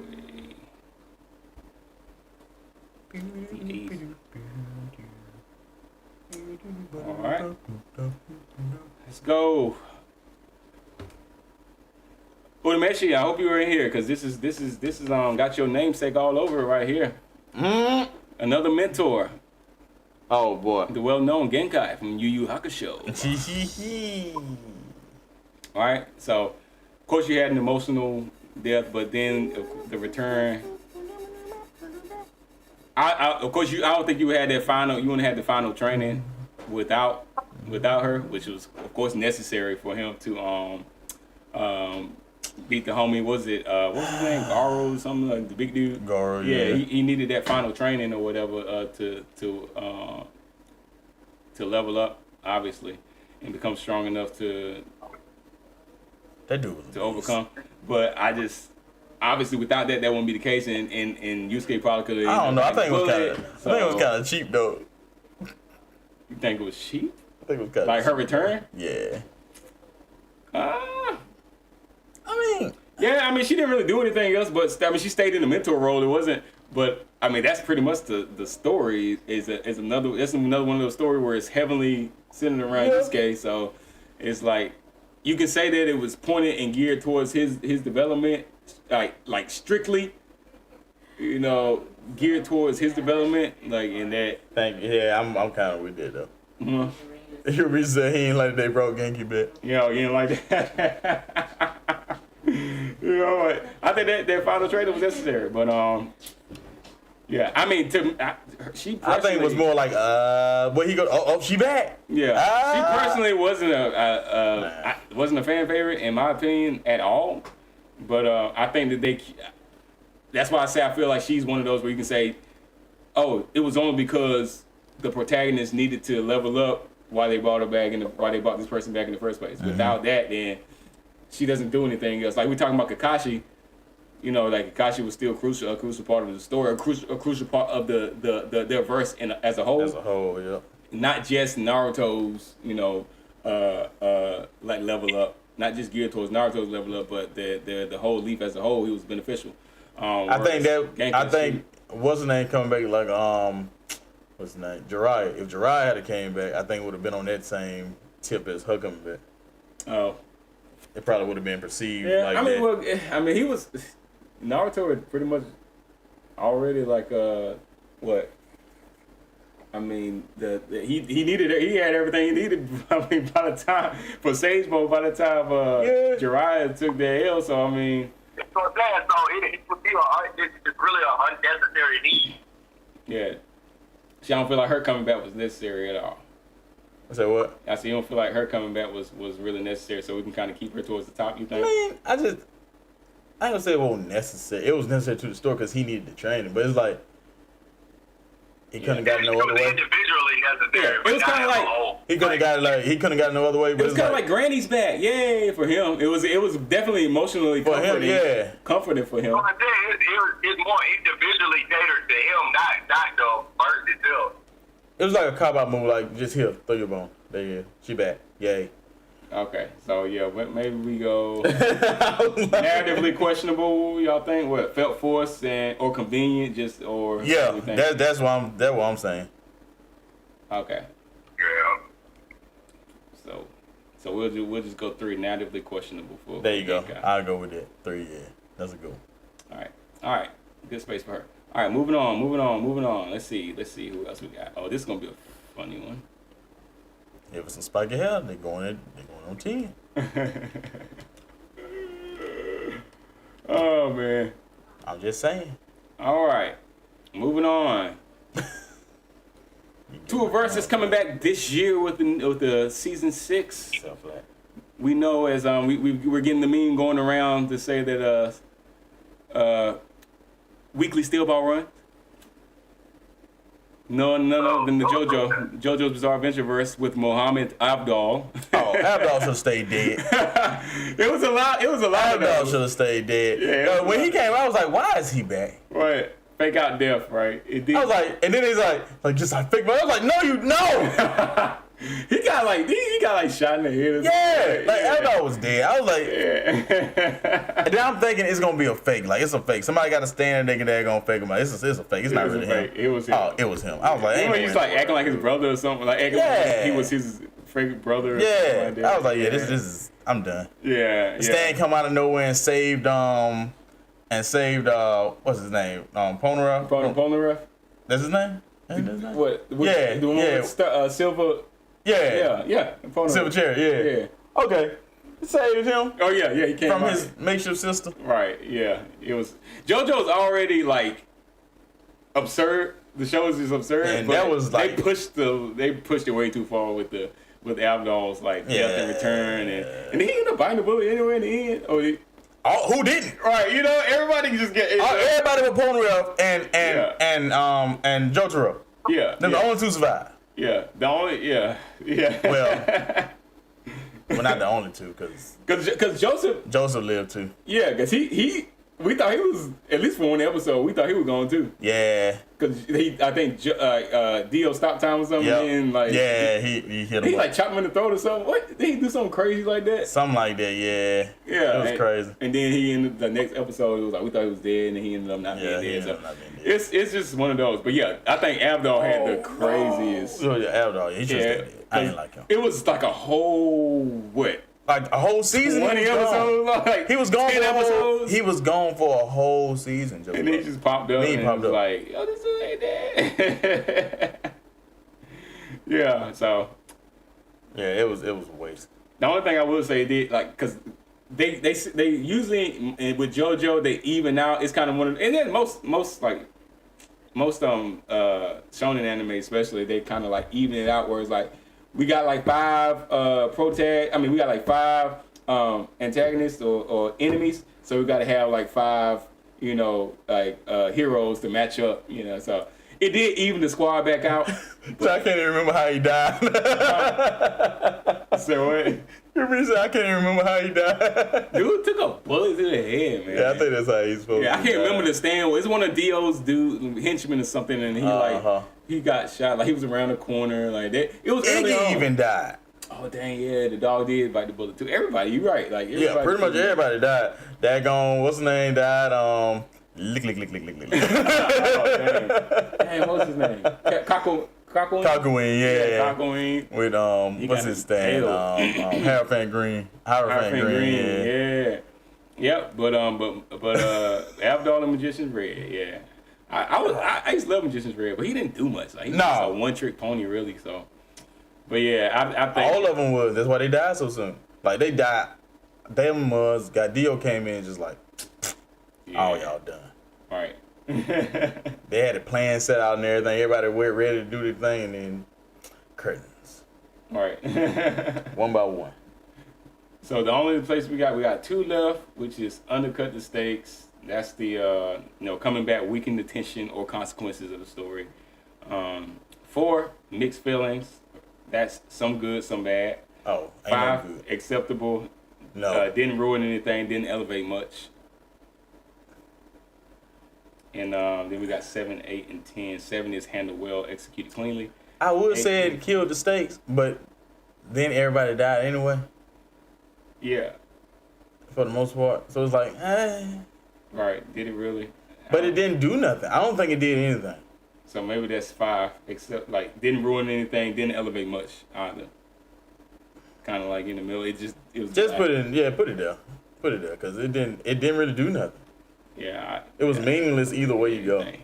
Yeah. Ty, you still in there? Man, boy, instead of why are you even? Right. Yeah. Yeah. It was kind of like because that's why I say I liked him as a character up front, but he wasn't really crucial to the team up front. He gave good information up front. Level of relevance, he could never be popping back up in the story. Like what's Dende from Dragon Ball Z? Yep, Dende. Yeah. If he got brought back, I would 100% understand something like that because he's a healer. point at one point. Yeah. He's actually relevant. Abdul But started like, off. He started off as like old man Piccolo. That's how he started off. It's like you really don't do much. Yeah. He had good intel, good information. Yeah, like Piccolo. Yeah. Piccolo, my boy. All Piccolo winded up doing because it's like Piccolo was a good trainer, but then it's like as far as Namekians, they don't compare to any other fighting race. No. So it's like now you can be just an intel specialist. Yeah. As far as like combat goes, apparently you like if ain't nobody holding the enemy's field, all you got is beam cannon though. Yeah. Like I said, Piccolo's still my guy, but you ain't been a threat really since Dragon Ball, dude. Dang, not even Z. Like really, he Honestly, ain't. yeah. But no, in Dragon Ball Z, he did have Goku get Raditz. So I mean, you gotta give. Okay, Raditz. He ain't been a threat since Raditz, cause Nappa them came in there. He ain't do nothing to Nappa. Nappa killed him. Yeah, he won't much of a. Nappa killed all them jokers. Yeah, he won't much of a factor in Dragon Ball Z, but you gotta give him that. Yeah, at the beginning, he was right. He did come in. And then he did beat up on Frieza a little bit He trained when he fused with Nail.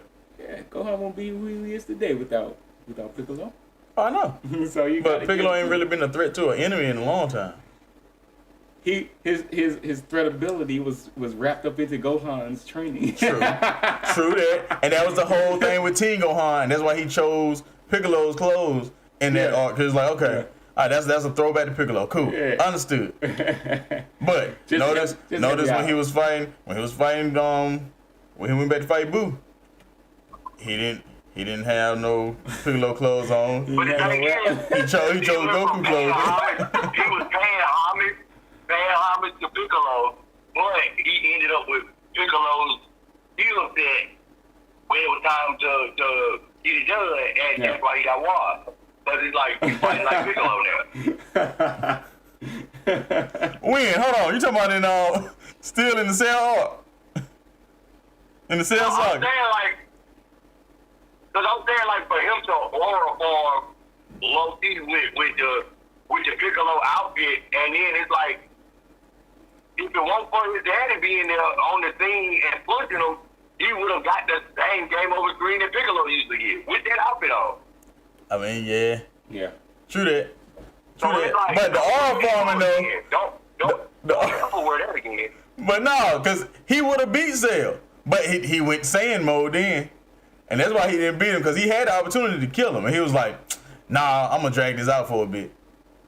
And then Cell came back as Perfect Cell and started whooping up on him. All right, did we lose connection?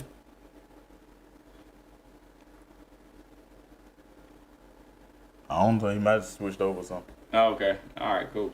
All right, we got him locked in. Yeah, leave him in the middle. Yeah, we can hear you now. Yeah. Nah, I think the signal had beat out when I was going through this bridge. Okay, cool. Okay. All right, we got Abdul at 5, acceptable. All right, it didn't ruin anything, didn't elevate much. All right. Yeah, We're gonna useless. keep him there. All right. All right, moving on to our next character. Let's see what we got. Next character of the night. I won't expect him to see his face on here. All right. Got 5 more left. Our 6th character here. None other than our boy, returned by death, Natsuki Subaru from ReZero. How many? It was 100% necessary. Yeah, it's got to be. Oh, we don't have this anime. For the first year, it is. Yeah. Yeah, it's not even negotiable with Subaru because it's like that's the essence of the entirety of this show. Like, without that ability, everybody's screwed. Yeah. And then some will argue, like, if death always resets, like, what exactly is the risk? You know, but This is true. I would say, you know, you could also argue that, hey, it's emotional. 2, the risk is the world doesn't get saved, like you just said. Right, like you said, the world doesn't get saved. It's over for everybody. Like, You risking your sanity because look at Dr. Mix. oh yeah, Over and over and give the exact same result. Exactly. Even worse result. Oh So yeah, it's like you don't want somebody to go down that route. You definitely risk your psyche for sure. You know, Misha said, leave Piccolo alone. Goku hasn't soloed anybody since Frieza on Namek. Now look, with that being said, Piccolo is my 2nd favorite character in Dragon Ball. Yeah, in the Dragon Ball I feel you universe. a bone with that one because I know Vegeta ain't get much love over here, so I gave you a little bit for Piccolo, you know. No, Vegeta and Piccolo are my 2 favorites. So when I say this about Piccolo, it's love behind it. But I'm only being honest. Piccolo is who he is. This one of them instances where you gotta be realistic. Because I mean, he's right. Yeah. Goku ain't ran a phase so long in a good while. But at the same time, it's like whether Goku win or not, he's still pulling for Goku, regardless of the situation, and he's gonna find a way to prevail. Even if it means I gotta tag somebody in for a few minutes. While I nurse this move. And the Z Fighters ain't nobody if they ain't jumping, folks. Right. That's what they do. They jump niggas. That's what they do. The Z Fighters will jump you. Like gang over there. Like, you want to fight one of us, we jumping. You gonna fight all of us. You think you throwing a fair one? Like, nah, ain't nothing fair. They gonna be like, oh, you stomping my homie out? All right. Catch a key blast to the back. Even the villain, every villain in the major villains in Dragon Ball Z had hits, except for the android, and they were each other's hits because it was more than one of them. Yeah. Yeah, right. I said Cell won't doing too much either. He was had the little Cell Juniors. Cell Juniors. Right, Cell Juniors. Yeah, when Raditz that had that was Vegeta and Nappa had the Cyberman. Oh yeah, Cyberman, right. Yeah. Yeah. But they always do it like 1-to-1 though. The Z Fighters, if it's one person, they gonna team up on. Cell sat there and counted everybody out. It's like, 7. All right, I'm gonna make 7 Cell Juniors and just watch them fight. And then Gohan came in and bought it all. Boom. All right, Subaru Natsuki, like I think you can say it's pretty necessary. So that y'all gonna leave tier 10 open for that Dragon Ball Z, Dragon Ball head, or we gonna go ahead and put, because tier 10 is never felt gone. Death was always temporary by design. That's 10. 8 is meaningful return, added emotional and thematic depth. 7 is handled well, executed cleanly. And then, of course, that's when you go up the list. So you done stole my place from a Dragon Ball. All right, we got 2 swaps. So we got 2 swaps. He the only one fit there. It's automatic that he coming back. Like, he has to come back because that's part of the freaking theme of the story. Okay. But do you feel he should come back? I think he should stay dead because I hate him. But there's no more show. There's no more show. So in order for the show to survive, and the fact that his head is up here, that means the show is there, which means he has to be at 10. All right, we're going to go ahead and put him down unless somebody got a rebuttal to that. Yeah. I mean, Chris hates most characters, so it's like, I do hate most MCs. I'll put it like that. I can't say that though. Guru definitely, he fits that description like to the T though. Like he's absolutely necessary. Goku is not. It's like being realistic now. I am like one of the top Goku fans, but Goku's not absolutely necessary in Dragon Ball for them to put forward. He has children that can easily get into that state of being like Goku. They just would have to have the work ethic they got. Yeah. But the potential ain't there.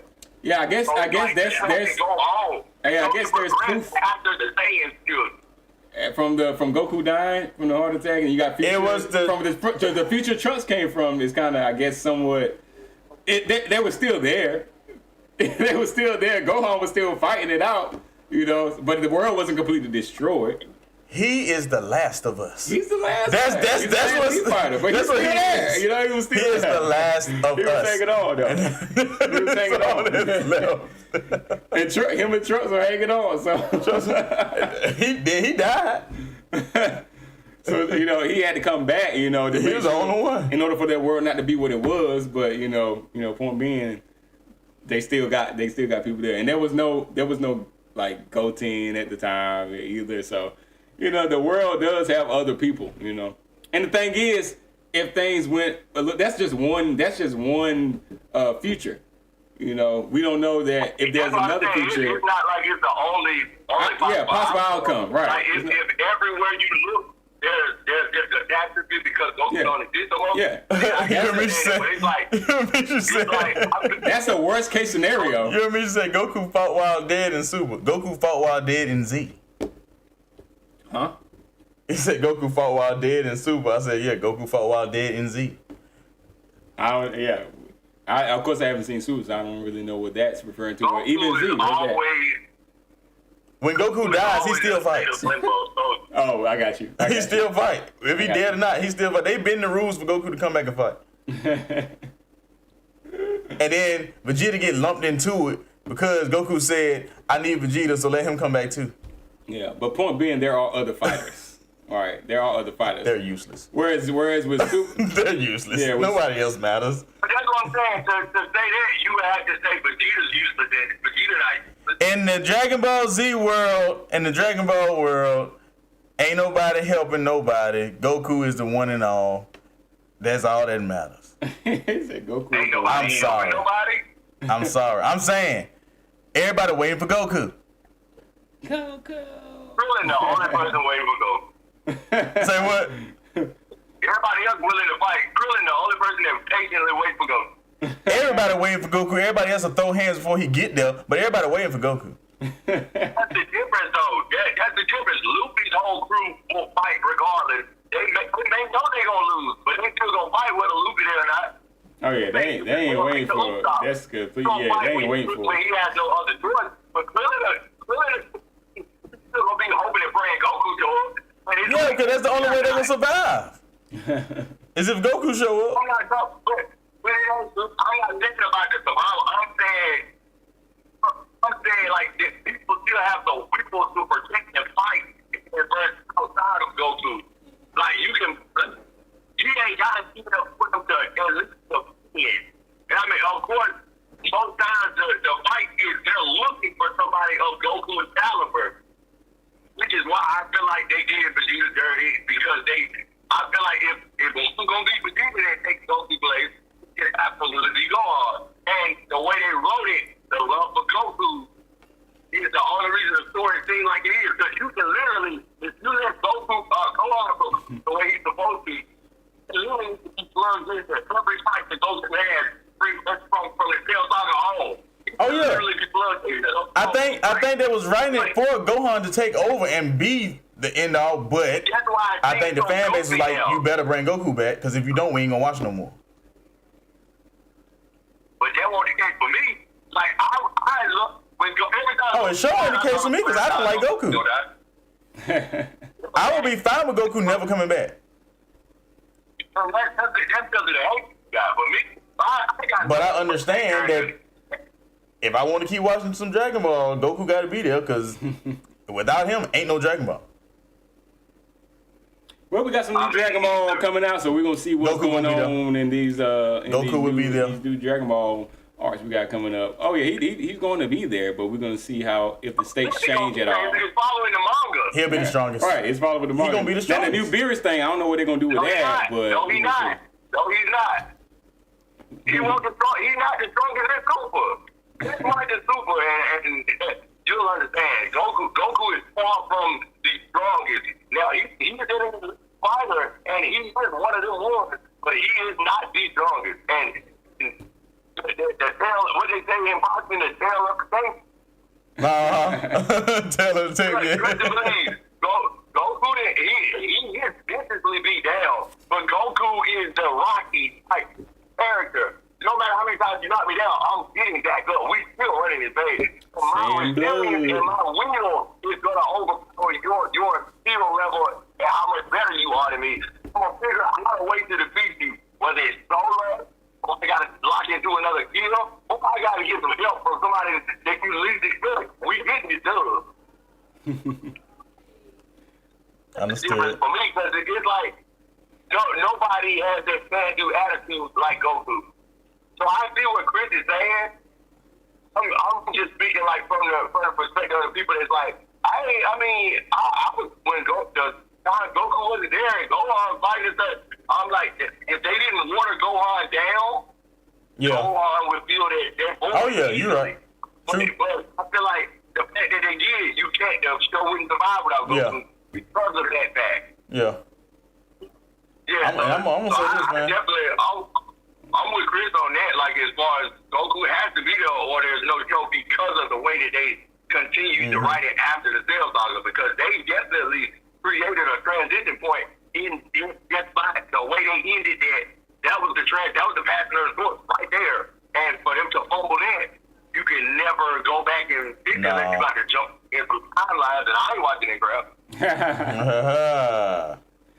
Alrighty, we're at the top of the hour here, so we ain't gonna be before y'all too much longer. We're gonna shut it down a little earlier tonight, but we got 4 more characters that we're gonna rank, and then we're gonna get into our hot takes to wrap things up. All right, so next character on the list is going to be a very well-known character. We talked about this character last week as well.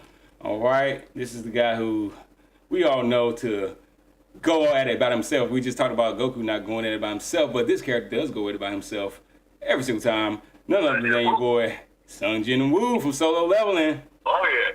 I mean, he took He's another one that could be close to 10 too, because like it's the game over screen in his first episode. Right, first episode. I think you was right, Ty. I just like to hate characters because there's another MC I can't stand. I can't stand Sung Jin Woo. But he gotta survive. You don't like resilient characters. You almost like the villain first, and then if the villain becomes a good guy, you would probably like going on the good guy.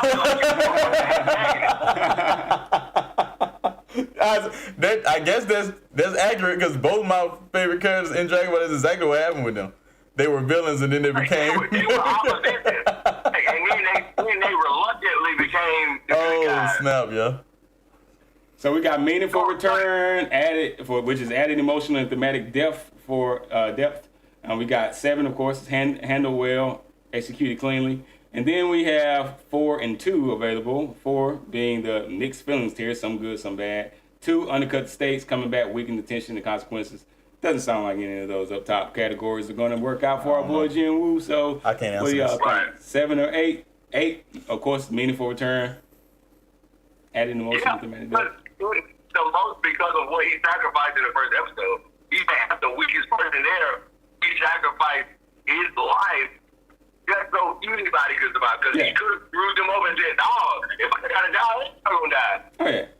And we didn't know. We all didn't know. We didn't know. Especially if you haven't read any of the prior content, we don't know what's happening. We like, oh yeah, this dude dead. And then he definitely didn't know. It wasn't like they had Dragon Balls or something. He was like, oh yeah, they could potentially wish me back. No, he thought he was done. Because it's like, hey, look, it's the least I can do. I already got butchered. So it's like, but chances of me making it out slim anyway, so I can at least get these people out of here. And as a result, because of his sacrifice, he was rewarded. So I feel like it was definitely the most meaningful thing he could have done, which is why he's that guy down. And I appreciate his character because he was not Exactly. He was the booty you steer. Right. Right. So we're gonna recommend A, meaningful return. Anybody else? If y'all don't got no disputes in the chat, we're gonna go ahead and lock them in an 8 and move on to our next character. Oh yeah. This is gonna be a fun one. I don't think he's made it to our tier list ever. If he has, it's been a while. This is the cousin or brother of my most hated anime character, Minoru Mineta, because of their love for the perversions of life. Look, that's another close cousin right there. But we got one of the OGs over here today. Our boy Issei. I thought you were gonna say Momonosuke. Said Momonosuke. He looked just like Mineta, yo. Momonosuke looked just like Mineta. Same height and everything. But Issei get depth.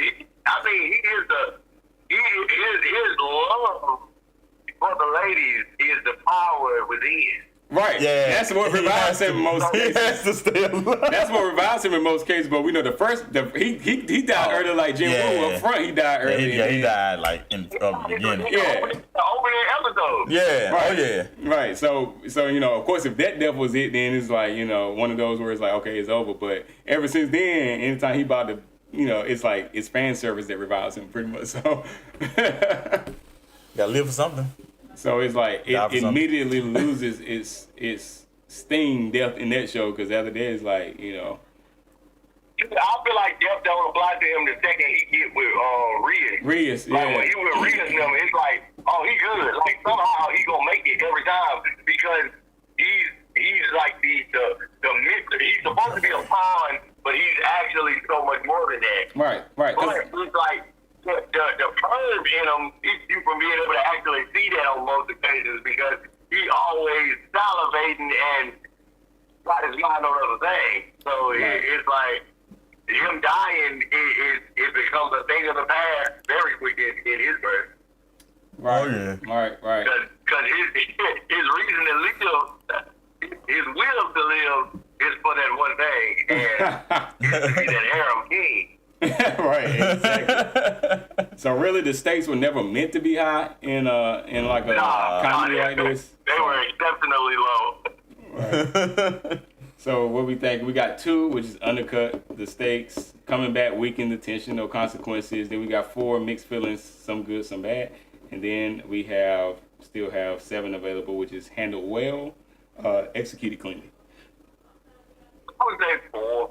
Like some good, some bad. I mean, everybody, of course, it's gonna be split for all. No woman is gonna really care about these days, and most young dudes are gonna be like, man, I understand where you're coming from, bro. I wish I had me a hair. So it's like, you can understand why we've all been like that level of these days, but we didn't outwardly project it like these days did. Right. Yeah. These days was a big fuck. Yeah, he was the embodiment of every. He was the point. 14-year-old boy's imagination. He is the embodiment of it. So we can go with 4. I mean, it can be said that he's literally Mineta become. He's Mineta's future. Oh God. Mineta said, I'm gonna be a hero. Yeah, the Grab Dragon is a hero. Nonetheless, he is a hero. Yeah. So you got to give him that. So we go with 4 mixed feelings, all right? His returns, some good, some bad. Jubblies. All right. Oh, he Chris talking some jubblies. We got 2 left, yeah, and this one. Now this one, y'all might not even be out. Yeah, well, just from the conversation we had today, I probably shouldn't have put this one up here, but I know you don't care anyway, so. I might care. No, you don't care. Okay. I guarantee you don't care. Care. Because this is from the most hated verse that you speak of, the Bleach verse. Oh, I don't care. Our boy Yeah, I don't care. Nah, it's Byaku Yakuchiki. Oh, Byaku. Oh, yeah. Yeah. So he should have stayed dead. Right. Oh, of course you would say that. And this is another one of those deaths where it was like, it was beautiful. The way they ended it is like, you got the rain falling, you got everything just perfect for a send off. And then the next thing you know, he back. He's like, what are you doing here? You were supposed to be gone, dude. Like, what in the world? So, one of the fake out deaths. So, and a lot of people feel like it hurt the emotional stakes of the arc. A lot of people that have seen, and I said, this is 1,000 Year Blood War stuff. So, I know y'all haven't watched it. So, really, I shouldn't even put this one up here. But he don't win and pull the Abdog. Basically. But it wasn't that. It wasn't that long. Abdog, they at least tricked you for a while. Yeah. But this is like the next episode. And it was like maybe 3 episodes. Oh, wow. It won't Well, I mean, yeah. I can't really trip off that because he's a good character. Yeah. But I feel like if anybody got brought back to the point where it's disgusting, it's Brandy. Because Brandy get wrung out every time he fights. Right. Yeah, and I think really the fans might have because they wanted to give closure with Rukia, between him and Rukia anyway. So of course I think they brought him back for that.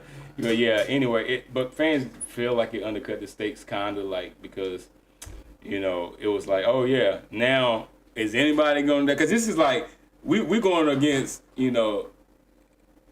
So this is like the end all be all here where we like final battle type deal, and this is like people coming back. Yeah. People shouldn't come back in the final final battle is kind of what people feel like. So I think there's a lot of dispute on that. But what do y'all? I mean, I guess y'all haven't seen it, but just from what we talking about, I feel like that goes a long way in a lot of movies and stuff. Like their character, you think they're down and out, so you assume that he's gone, bro. And then they pop up and holding on to the person in the end, like take the shot. So it's like I feel like he may have one of those moments later on, like where he's like he's a sacrificial lamb in a way, like he gonna put his life on it, like he's like I ain't supposed to be here anyway, so like I'm gonna go out and play the glory for real this time. So he's gonna cut his head off type stuff.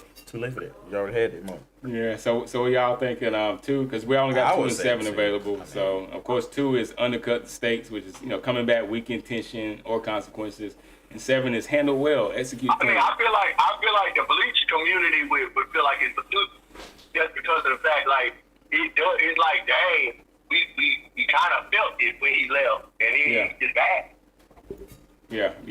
I mean, but that gives you a little insight on him too, because when every time he look at Rukia, he see his wife. So it's like, how you think he feels? He thought his wife was gone. Now he got to look at her. He don't want to deal with it at all. It's a constant reminder. So I mean, like now we get to see where he's coming from. Where he's dealing with. He's dealing with exactly what he's putting us through right now. Right, exactly. Taste your own medicine. All right, we'll go ahead and place him at 2, and which leaves only 1 slot available, which is handle well. The number 7 tier, handle well, executed cleanly. The death and return was executed cleanly. There's no real disputes on it. And the character that's going to automatically go there because it's the only spot left is... See, I knew it was going to be there. None other than Goku, the one and only. Oh, yeah, it's perfect spot. Perfect spot. Oh, heck no. Death is a Monica Fiend, it's like,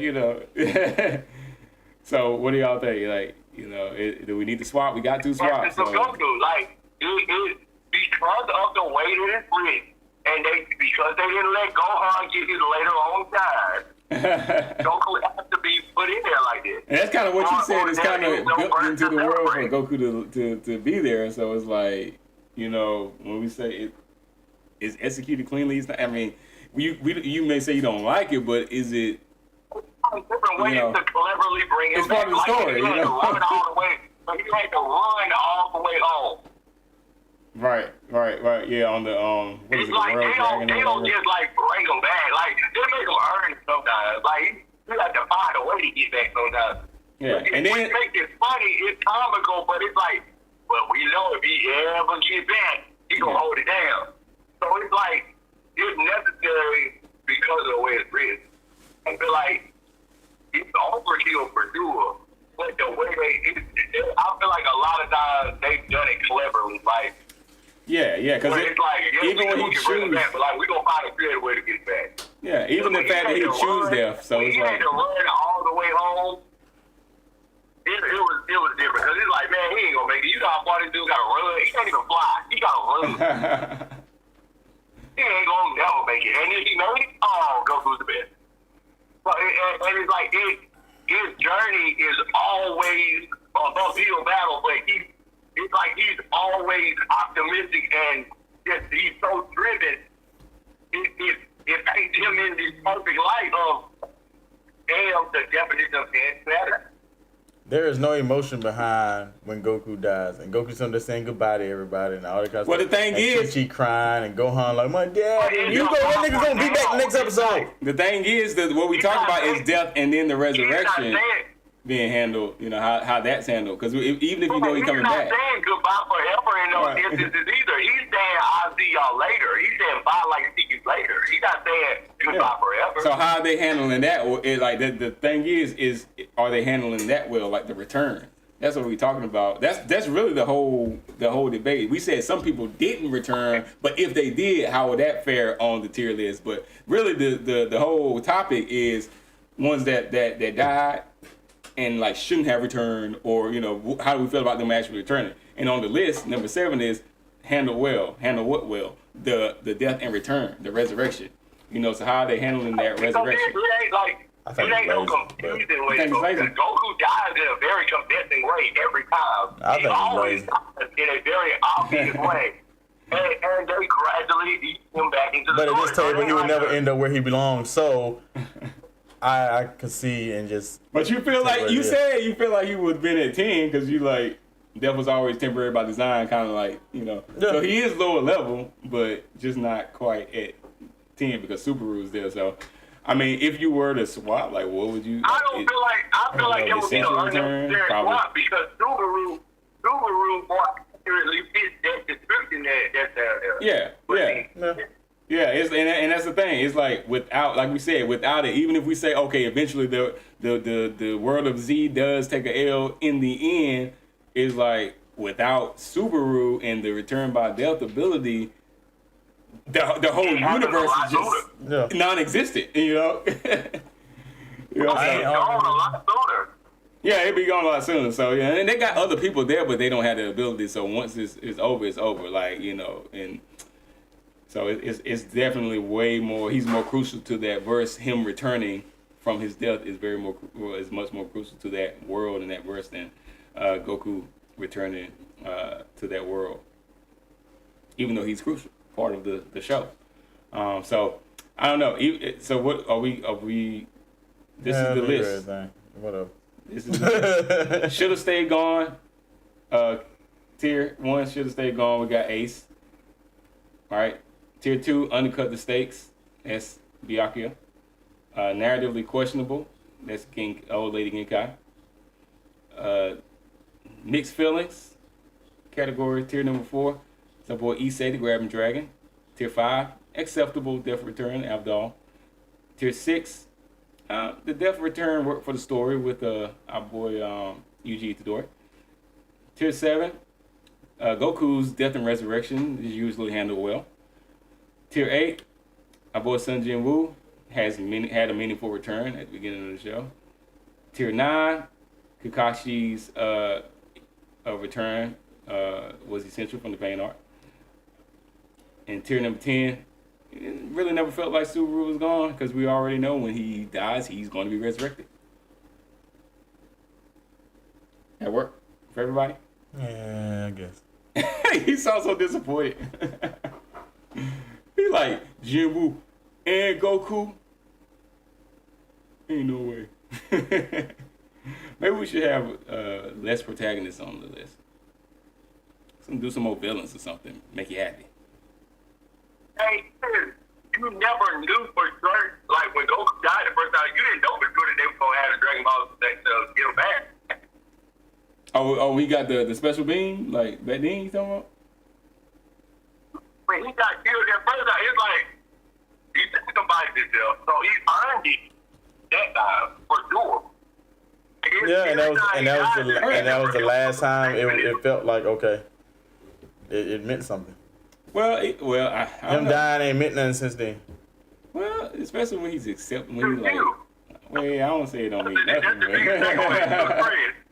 Hey, I said I can see. Like, Hey, I'm sound good. Hey, even hey. when he tell an instant It's all transmission good, man. sale out of there, it was like, that was still a big moment.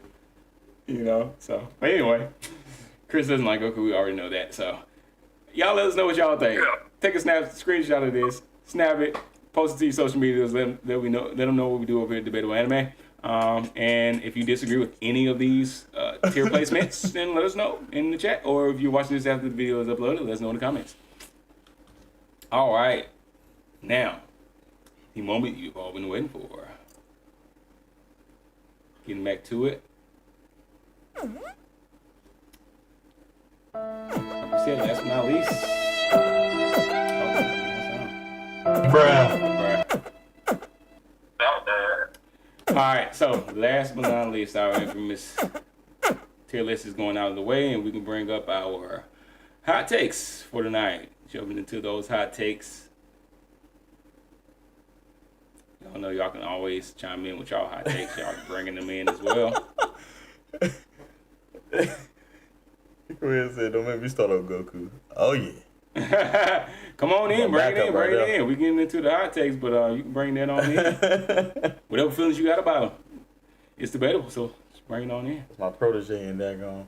That's my Goku. that's my backup in Goku hate right there. That's why I said y'all need therapy.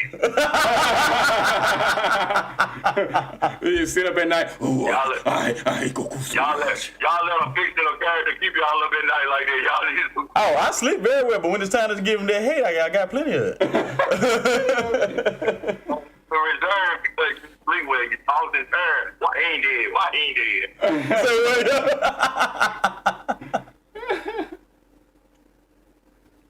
All right, let's get into the hot takes for tonight. So our characters and writing hot take for tonight.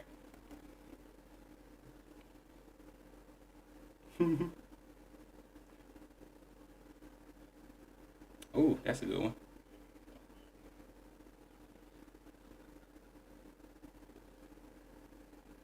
I don't like that one. Let me go back up. Let me go back up real quick. Y'all bear with me. I didn't go through all 5 of these.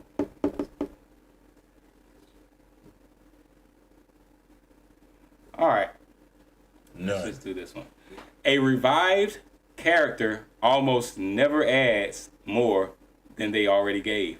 Their best arc is usually already finished. It's the one that died in. Who is that? Every character that died. Dang. That best arc is the one they died in. Most of the time. So, what do y'all think? A revived character almost never adds more than they already gave. Their best arc is usually already finished. They said most of the time. Yeah, most of the time is true. Most of the time is true. Yeah, Yeah, most of the time, almost I not. Like I agree. said, with Yeah, Dragon I have no Ball, argument. even with Dragon Ball, like Vegeta, one of his greatest moments was when he freaking died. Oh, got it. when he had an M on his forehead. Like that's like that's one of Vegeta's greatest moments. In my opinion. What, the Majin Vegeta death? Yeah. Yeah, and that's the thing when you. And I ain't seen him dive hit into that Dragon level Ball of like greatness since. Maybe I'll see it again. I don't know. But that was his greatest moment for me. when he the Majin Vegeta death. Yeah. I don't hate that moment, but yeah, I think it was definitely a compelling moment for. And it was a Chaozu moment. Yes. At the end of the day, he pulled a Chaozu. At the end of the day, he pulled a Chaozu. Now he Why pulled I a had no child, impact. dude. Say what? That's why it had no impact for me because he was just a stain after that. I'm like, he was I'm like with this leading up to the explosion, but I'm like, dude, you could have saved that for something else. That's a party trick compared to what this is doing. It's a party trick. But yeah, I mean, hey, it is what it is. Yep. So you agree with that? Yeah, that was one of his greatest features, though. 100%. Yeah, But so Val Keto. But So you I don't agree feel like with he that. added more to the story after that, like you know? Who, Jim? Yeah. He does later, but you just like a. But you feel like that's his best art? Because for the most part, I don't know. they don't add much more to the. Like the resurrected characters don't usually add more to nothing, unless we're talking about somebody like Toji. Toji come back from the dead and put in work because he almost gave Gojo the game over free. So Oh, yeah. utilize that for But his greatest moment. Geto is dead majority of JJK Joe. And nobody knows it. Till they see till they acknowledge the line on his head. Yeah. So his point, like the vessel that was, like Geto became a vessel, and he was utilized in a great way after death. So he wasn't resurrected, but his body was. So technically, he came back and did his thing. Almost is a good. I'm glad they didn't make it like definitive, but so because I mean you got like Bakugo, his revival after I think his best arc was after his revival. I think he went all in after his revival. I feel like his revival was garbage because they didn't let his him revival die. was garbage, but after the revival, and they got his heart. He didn't die. Yeah, Bakugo didn't do that. They didn't let him die. Like, what's his name? He had some magic done on him, but yeah, it's like afterwards is the best was the best, of the best, for him. But of course, I guess if you don't see it as a death, then it's like, can you even consider it part of the conversation? But it's like tell me All Might got wiped out and somehow he popped back up. Yeah, we talk. But outside of that, it's like what other characters? I don't know. No, I mean I say it's true. Yeah, I mean it's getting the conversation started for sure. So a revived character almost never adds more than they already gave. Their best arc is already finished. It's not clearly not one we can douse. Clearly not one we can douse. Like 70-something%. Cool.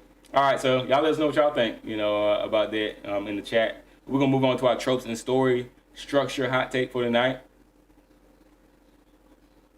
All right, so this one is Space Patrol. Huh? Now, Quiz said something about the Space Patrol and Moral Saga. You brought that up. Oh yeah. We already talked about it. Yeah. We mentioned that on the anime news, so it's gonna be some crazy stuff going on in DBZ for sure. All right, so trope and story structure hot take for the night is anime confuses quote unquote hope with undoing loss. Real hope exists despite permanent consequences. I'm gonna read it again. Anime confuses hope, in quotations, with undoing loss. Real hope exists despite permanent consequences. One of them broad brush daggone things again. No, I don't agree because of how they tried to word it. They tried to finesse it, but no, I doubt it because it's like it's animated. It's not real, so they can do what they want to do. Like they don't have to follow no guideline if it ain't real. Like we not trying to make it realistic. We try to give you a good story, a compelling story, and the story is always compelling in spite of what they do. Those are facts, but those aren't like they don't really sway nobody's opinion because everybody's still watching anime in spite of those exact things they pointed out. So it ain't like they really make that much of a difference. That's just something this person individually noticed. It ain't really got all that ground to stand on. Yeah. Outside of just being opinion. It's like,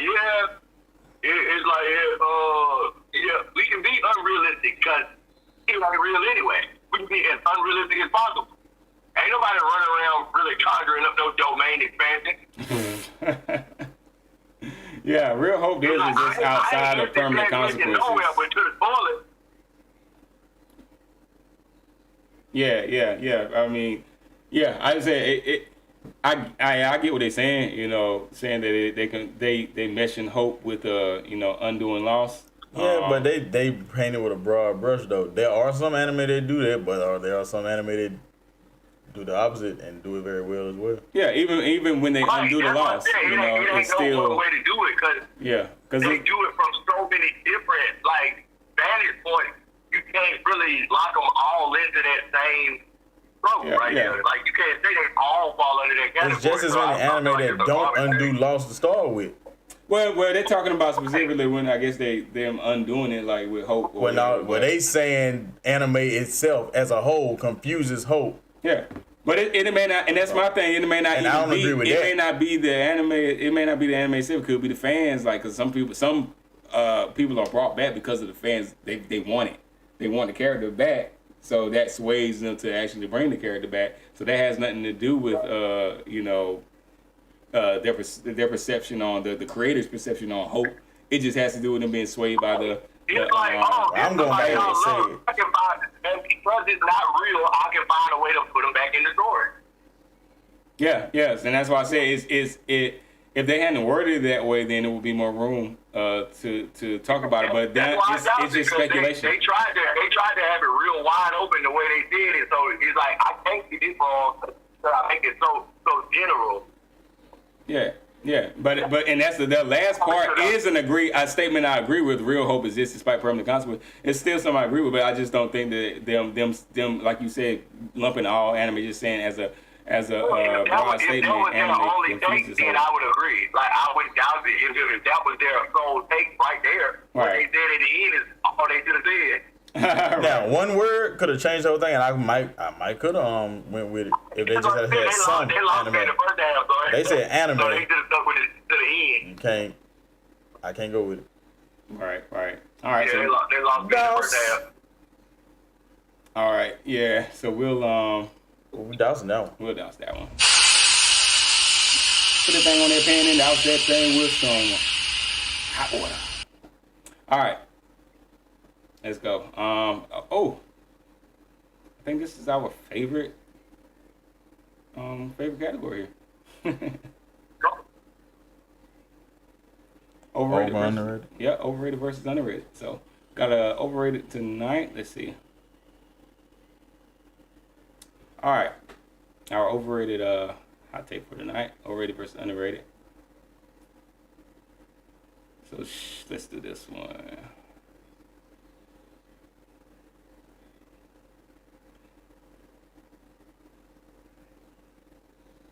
So shock deaths with no consequences are overrated. If no one changes in the end, why kill them? Shock deaths with no consequences are overrated. If no one changes in the end, why kill them?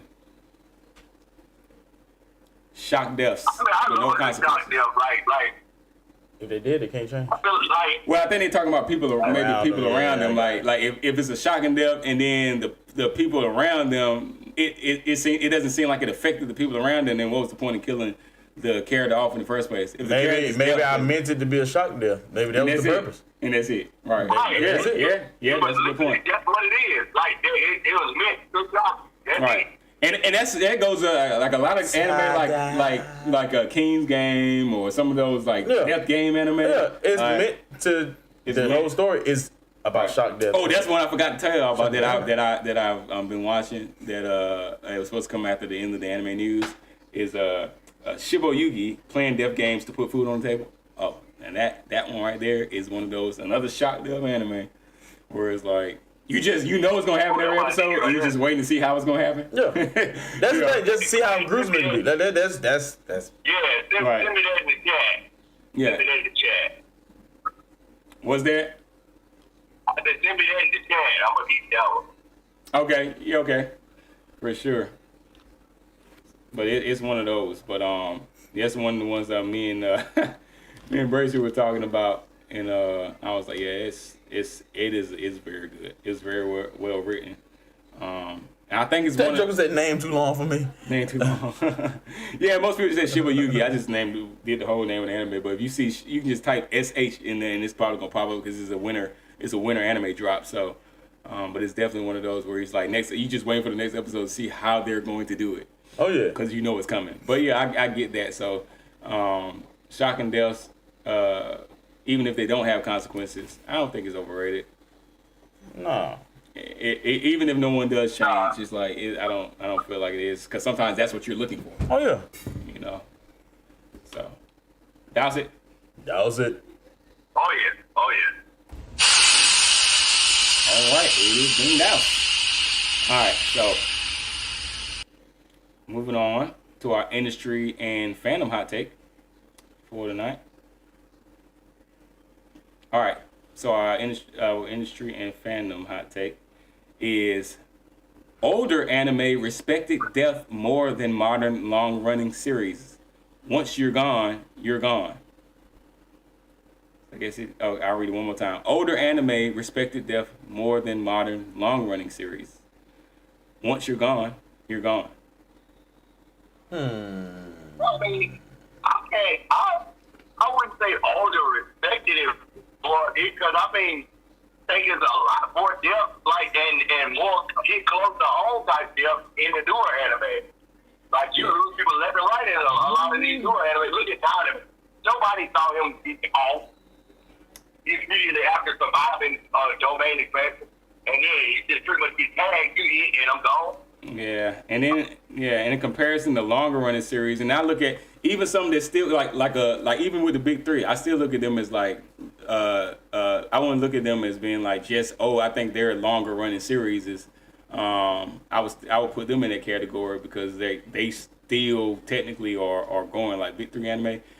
Naruto ended, but look at how many people get off in One Piece. They gone. Yeah, and that One Piece is the exception between like Bleach and a Naruto because like I said, I think the stakes are a lot lower for death in those anime, but with One Piece I think it is a little higher because it doesn't happen as often. Now people die, don't get me wrong, people die in Naruto and Bleach. They die left and right in Bleach and Naruto. Yeah, like they're dying daily, like everybody getting knocked out in One Piece. Right, but I just think the stakes are a little higher in One Piece. Like clenching them and then. Oh yeah, and then we don't even be counting that like talk. Yeah, but I think older anime like and they're short, and I think they're comparing the shorter to longer running ones like Akira. Yeah. Like Akira, that's an old school one. Well, that's a movie. Yeah, it's a movie, but still anime. And I mean, the death is permanent. It's no question. Yeah. Neon Genesis Evangelion. There's no coming back. When you die. It's over. It's like more realistic. Like Berserk, for example. It's like there's no Dragon Ball. There's no I'm fighting this strong battle, but my friend's gonna power of friendship. It's none of that. Like when you're gone, you're gone. Cowboy Bebop, Spike Spiegel. Like at the end, you're gone. It's kind of ambiguous in the end, but really, it once he's down on the ground, Spike died. Everybody know he did. So it's like it's no coming back. The story, at the very least, the story ended. Like Yagami. Yeah, like Yagami in Death Note. It's like when he write in that book, and even at the end when he takes the L in the end, it's like even with we talking about L, when the L took an L. Yeah. It was we people might have been hoping he was gonna come back, but that's not this anime. He ain't coming back. So that's one of the ones where I'm kind of like, okay, I kind of see where they getting at. Those like they're not longer running series. It's just like it's shorter. It's to the point. When they're gone, they're gone. You had to look at the ones like Demon Slayer. Rengoku gone. Oh yeah. And it's Xenobu, he gone. Yeah. When folks die in Demon Slayer, they don't come back. Yeah. When they do, but it's like they fight. Tanjiro whole family, There you go, man. That's true. It ain't no return or done to him. Those type of ways that ain't that to return. Right. Yeah. Overall, and I think overall, of course they did make that clear. Modern anime overall, is more. Like what they say, older anime, so it's respected depth more than modern long running series. But and I guess then too, what are they considering long running series? But and at the same time, it's like the Dragon Ball is like it's set in the test of time. It was part of the old anime and it's part of the new. And it's a long running series. So I would put that in the long running series category. Yeah. So you see, it's still going.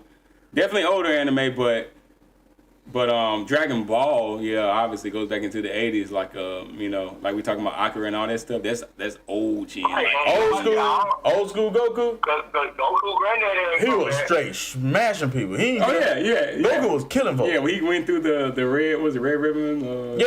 He was killing people. Yeah, Goku was killing. Kid Goku was killing people. Yeah, and I think that's where they kind of getting it, because back then it's like It was brutal. It was, yeah, like, it it was a seemed little like bit more brutal. it seemed like a little more brutal than now. It's kind of like, even now, like you talking about Demon Slayer, it's like yeah, Tanjiro family did that.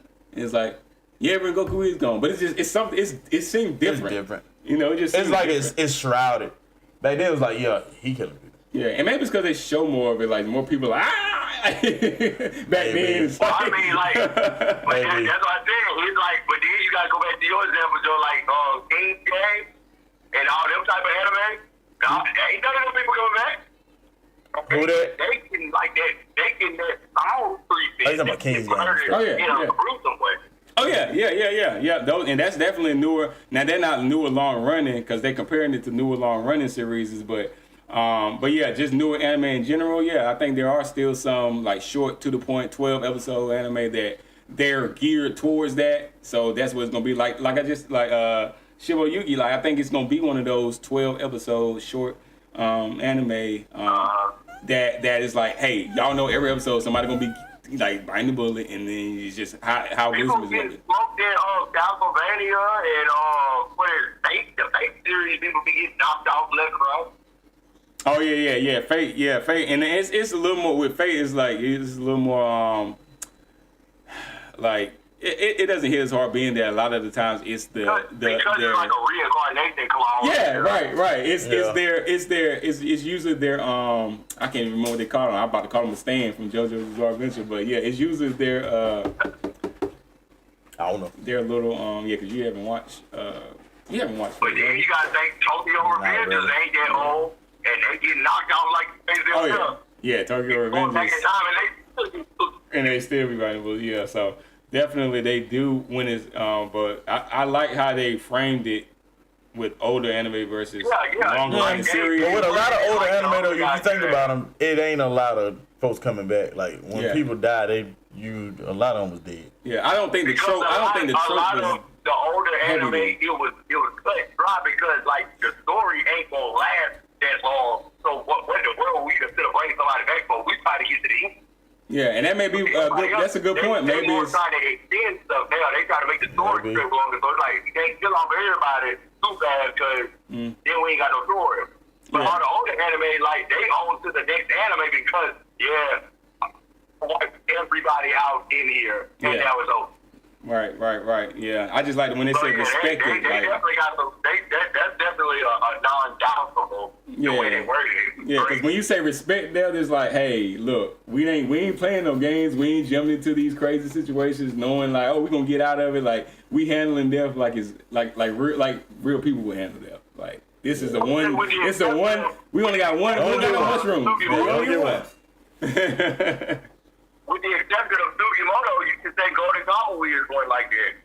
That like Yeah. Oh yeah. Sugimoto the only one. Right, because it's in his That's why I said name. he would be the The immortal. exception. I don't need He immortal would Sugimoto. be the exception, but everybody else think he's Suki. They Oh, don't. they gone. They gone. He got the eye with an arrow and all that. Yeah, they don't last too long. Right, they take their L and they take it gracefully. All right, look, we got one more. So we're not gonna douse that one. We got one more hot take. I'm gonna put it up. Yeah. Let's see. All right, I'm gonna end this other poll. This has been up since the beginning. We're gonna talk about that one. Then we're gonna do this last poll. We're just gonna do it verbally. I'm not even gonna put it in the chat. Y'all just listen, because it's gonna be a chat-friendly poll starter. But of course, ending the poll, should anime let characters stay dead more often? 50% said yes, stakes matter. 33% said depends on the story, and 17% said sometimes if earned.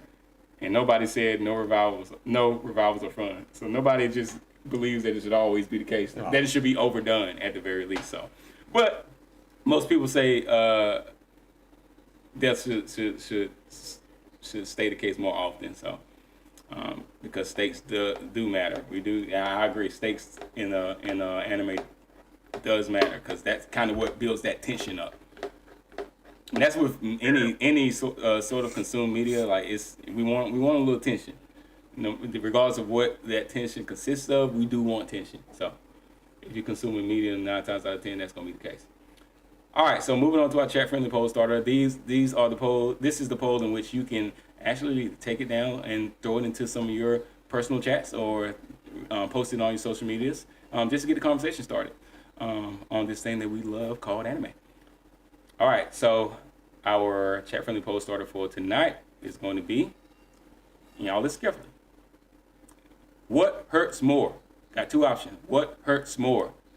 Losing a character forever or watching them get ruined after a revival? What hurts more? Losing a character forever or watching them get ruined after a revival? Watching them get ruined. You say watching them get ruined? Oh yeah, that's worse. After That's worse. If you come back and then later on wishing that you had your story had stopped when you died, like it's horrible. Like I love you as a character. I did before you came back. You should have stayed in the grave. Yeah. Yeah. I don't know. I think I would probably say the same as well. Even characters that didn't come back. Yeah. He said option 2. Yeah, I agree. I think I agree. Cause it's a little bit worse. You know, it's way worse.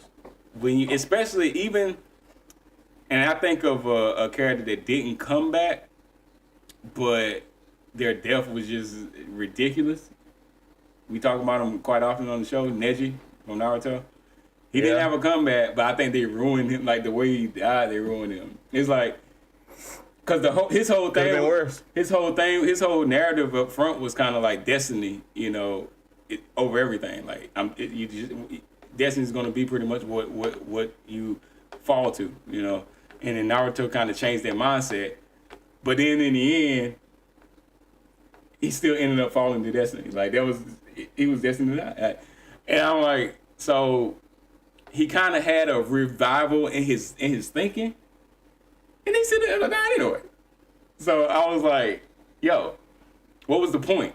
You know, so I kind of I from that perspective I do agree with, like, yeah, when they pretty much end up getting screwed over after a comeback, so to speak, even though it wasn't like a physical death revival, then get screwed over, you know, I still feel like it was a screw over for him. So I think the way it made me feel was like, what did they eat? And they had watched him anyway. From what I saw Shippuden, anyway, they had watched him. They didn't even really utilize him from what I remember. Honestly, Shippuden. It's like Rock Lee. Same thing with Rock Lee. I wish Rock Lee had died in the hospital. Dang. Honestly, I wish Rock Lee had died in the hospital. The same way I feel about Neji, I feel about Rock Lee. You know, yeah, they underutilized him. Obviously, going forward after his peak, obviously was the weight drop. Right, his Gara, that was pretty much Rock Lee's peak. Yeah, and because we would have remembered him for that, but now we remember him as the guy that got screwed over. Right. So it's like, dang. Yeah, it's the same way. Yeah, if a character does bite the bullet, then they come back, and then they're pretty much useless. They really do nothing else. It's like, because that was his death. Yeah, his death was him losing and going to the hospital forever. Right. And he should have stayed there, and he should have never came back. Right. So if and that's the thing. If he had of just kind of like been erased from the show, I feel like there would have been more respect there, and there would have been less anger there, because it's like we didn't he went out like a G, and that was it, and that's the end of his story, and we can accept that more than I think it's easier to accept that. Was it no? Naruto should have got murdered. That was BS. Naruto love fly. Oh, 100%. Man, they should have killed him the first time they fought. And Sakura and both go get off. I agree with that 100%. But Sakura could both get off. Yeah. That whole thing was like, what? Why did you jump in? You know, it was a waste. That whole thing was a waste. And it's like we ain't even been seeing Neji that much, and then he just come up to die. Like, what was the point? Useless, completely useless. So So if somebody goes and I think you have more respect for them and the way you can at least respect the way they went out. I don't know if Ty's still talking or not. Versus them coming back and then nothing happening. You still with us? Uh-oh, you might have clicked over. Maybe. All right. Is it still going? Oh, it's still going. Oh, okay. The mic keep going in and out. Oh, he probably been talking junk the whole time. He's kept quizzing something about soccer. That joke probably been fussing the whole time. And we just couldn't hear him. Yeah, if the mic was going in and out, we ain't hearing nothing on that end. Yeah, that's what I said. I had to jump out and like change the Bluetooth in the area a little bit to keep my mic on. And, like if I ain't saying nothing for a while, it automatically just like freeze my mic out. Oh, okay. Got you. Yeah. And another I need Yeah, we talked about it earlier, but as far as like even one like Ace coming back, people want it so bad, but really it's probably best. Yeah, he needs to stay gone. Just because we already know. it would ruin your whole character. Right. Yep. And you get your flashbacks and stuff. No way you bring him back from the way he died. Like he died in one of them ways where there's no way to correctly reintroduce him to the audience. You can't pull how is he not a know that? Yeah.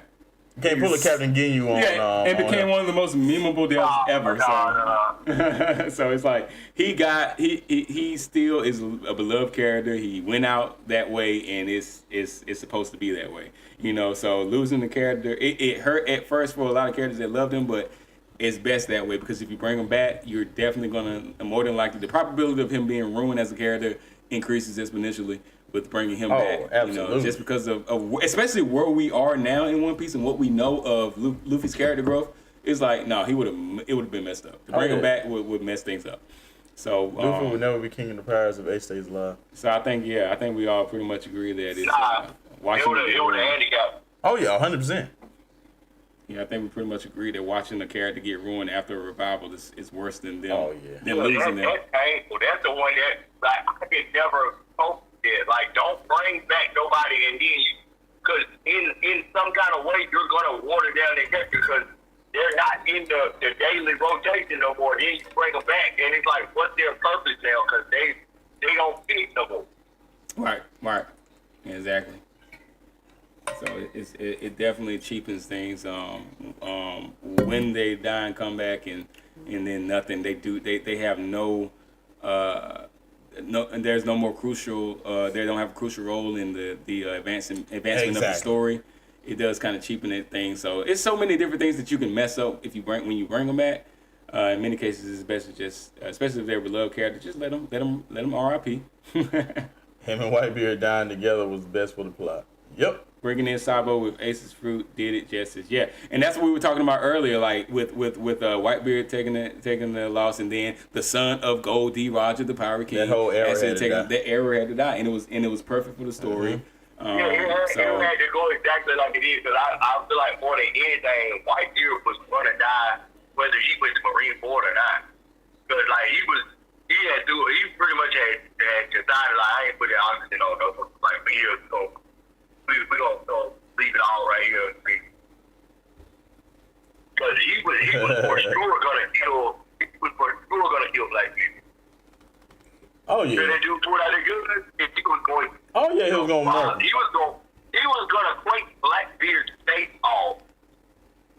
Yep.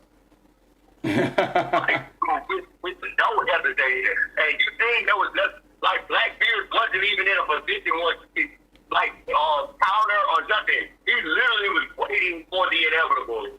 And that gunshot changed everything. Them gunshots. They shot that Joker daggone like. I think Blackbeard shoot him first. Blackbeard shot him, then everybody else unloaded on. He got everybody else unloaded on. It was the initial shock of being shot first. Yeah. It's like, I feel like in that first shot, I feel like he should have just clicked on down and quaked his face off. I hate Blackbeard without my heart. So I want him to die. Me too. Like because I just hated how arrogant Ace was, and I just feel like it was stupid. But I knew it was for the story that Ace even lost to Blackbeard because he knew he wasn't going to win. He was negating his power from the jump. So it's like, fly away. He ain't anything. for the So Usopp. why are you waiting? Run away! All right. 100% It would sure. have been fucked down for Usopp to be here. Yeah. But that right there is the chat from the post starter for tonight. All right. Y'all take that and post it to your social medias and get the conversation started in your world. What hurts more, losing a character forever or watching them get ruined after revival? That's going to do it for the hot takes for tonight, y'all. That's been the segment. And hold up. Let me hit that little thing one more time for y'all. Let me hit that flame going for y'all.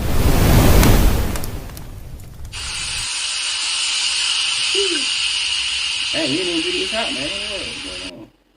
Oh, dang, we didn't do it the first time. It threw me off. Oh, shoot. You're right. We didn't. Yeah, there you go. You missed the opportunity. Yeah, all right, then. It was hot. It was hot. Whoops! Maybe next week. All right. Yeah. Look, so that's going to do it. We're wrapping it up Went for too tonight, fast tonight. y'all. Threw me off. He said it went too fast tonight. Next week, we're likely going to bring the we might bring it back. We might bring Anime Jeopardy back. You know, y'all figure out a good name for us.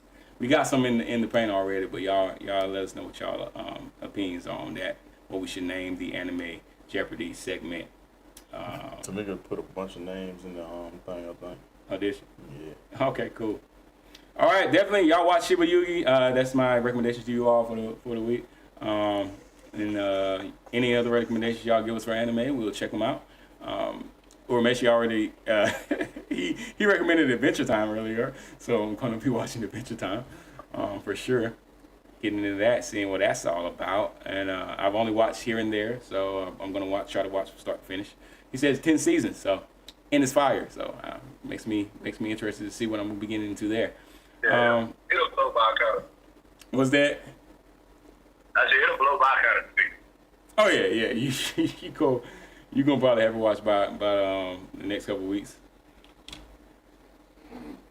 But y'all let us know what y'all think. Make sure you like. Right? Don't be he not even on it tonight, so I can go ahead and say like with the Kamehameha wave. All right, go ahead and blast that like button with the Kamehameha For the wave. real ones, hit it with And make sure. I'm so glad you're not on it tonight. Chris in a different world right now. Man, I'm on. He like, I'm 3 I hours told you behind. the show went too fast. He's like, I'm I ain't my mind on the West Coast. He's like, I'm 3 hours behind. So, y'all definitely, we appreciate everybody that watched, everybody that chimed into that chat, everybody that liked it, everybody that subscribed. We got some content coming Tell for y'all your this friends week. about it. Yes, most definitely. Tell your family, tell your friends. Everyone you come across, what we do here at the Debatable Anime Podcast. And on the Debatable Anime YouTube On channel. the journey to 500, baby. Exactly. If you're here watching on Facebook or if you're watching on YouTube, doesn't really matter. If you're not following us on TikTok, go ahead and follow us over there as well.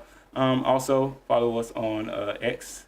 Not like a whole lot going on over there right now, but we post every day, so y'all can get in there as well. We also on Snapchat, but no one's really managing that. So, but it's there, so you can link up with us there as well. But I don't know nothing. as always, reach out to us if you have any questions and concerns, want to collab, whatever. It's debatable at outlook.com. If you want to know how you can get involved on the book that we're working on, we've told y'all we already got some conversations started with some game developers. So it could potentially be a game after the book. So if y'all want to get in on that, or if you know how we can expand this project, then reach out to us at Gibborworld, GIBBORWORLD at outlook.com. And you can talk to Chris about how you can get involved there. All right, we appreciate you all once again. As we always tell you all, we appreciate you hanging out with us. Next time we're gonna be here. Is it gonna be a different time? I don't know. Y'all already know 6 p.m. EST. Not gonna change that time unless you're on the West Coast. I don't know West Coast time like that, so I know it's three hours behind. 3 p.m. Yeah, see, Ty got them times there. Pat, he probably got Central Standard Time. He probably got all that stuff. So Mountain Time. CST is 4 o'clock.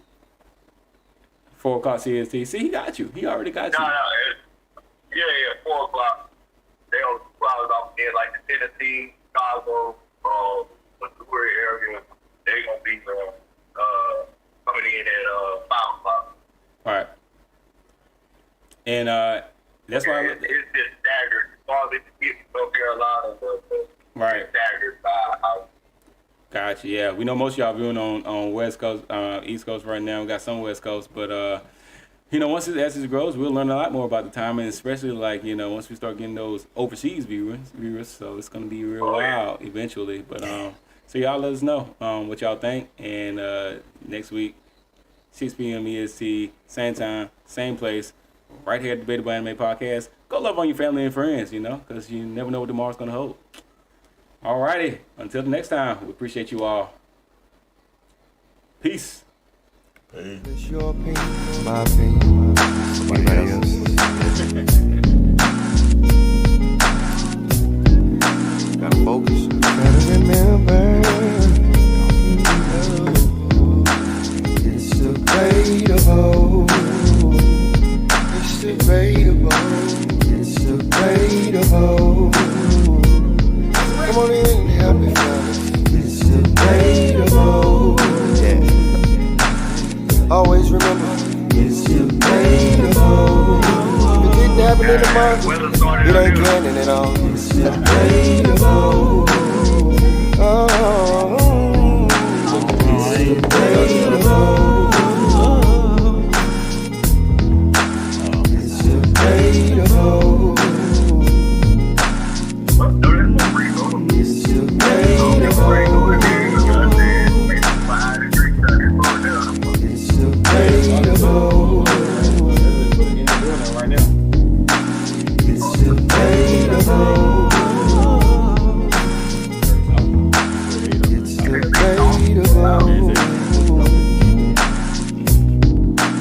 Oh yeah. Whatever milk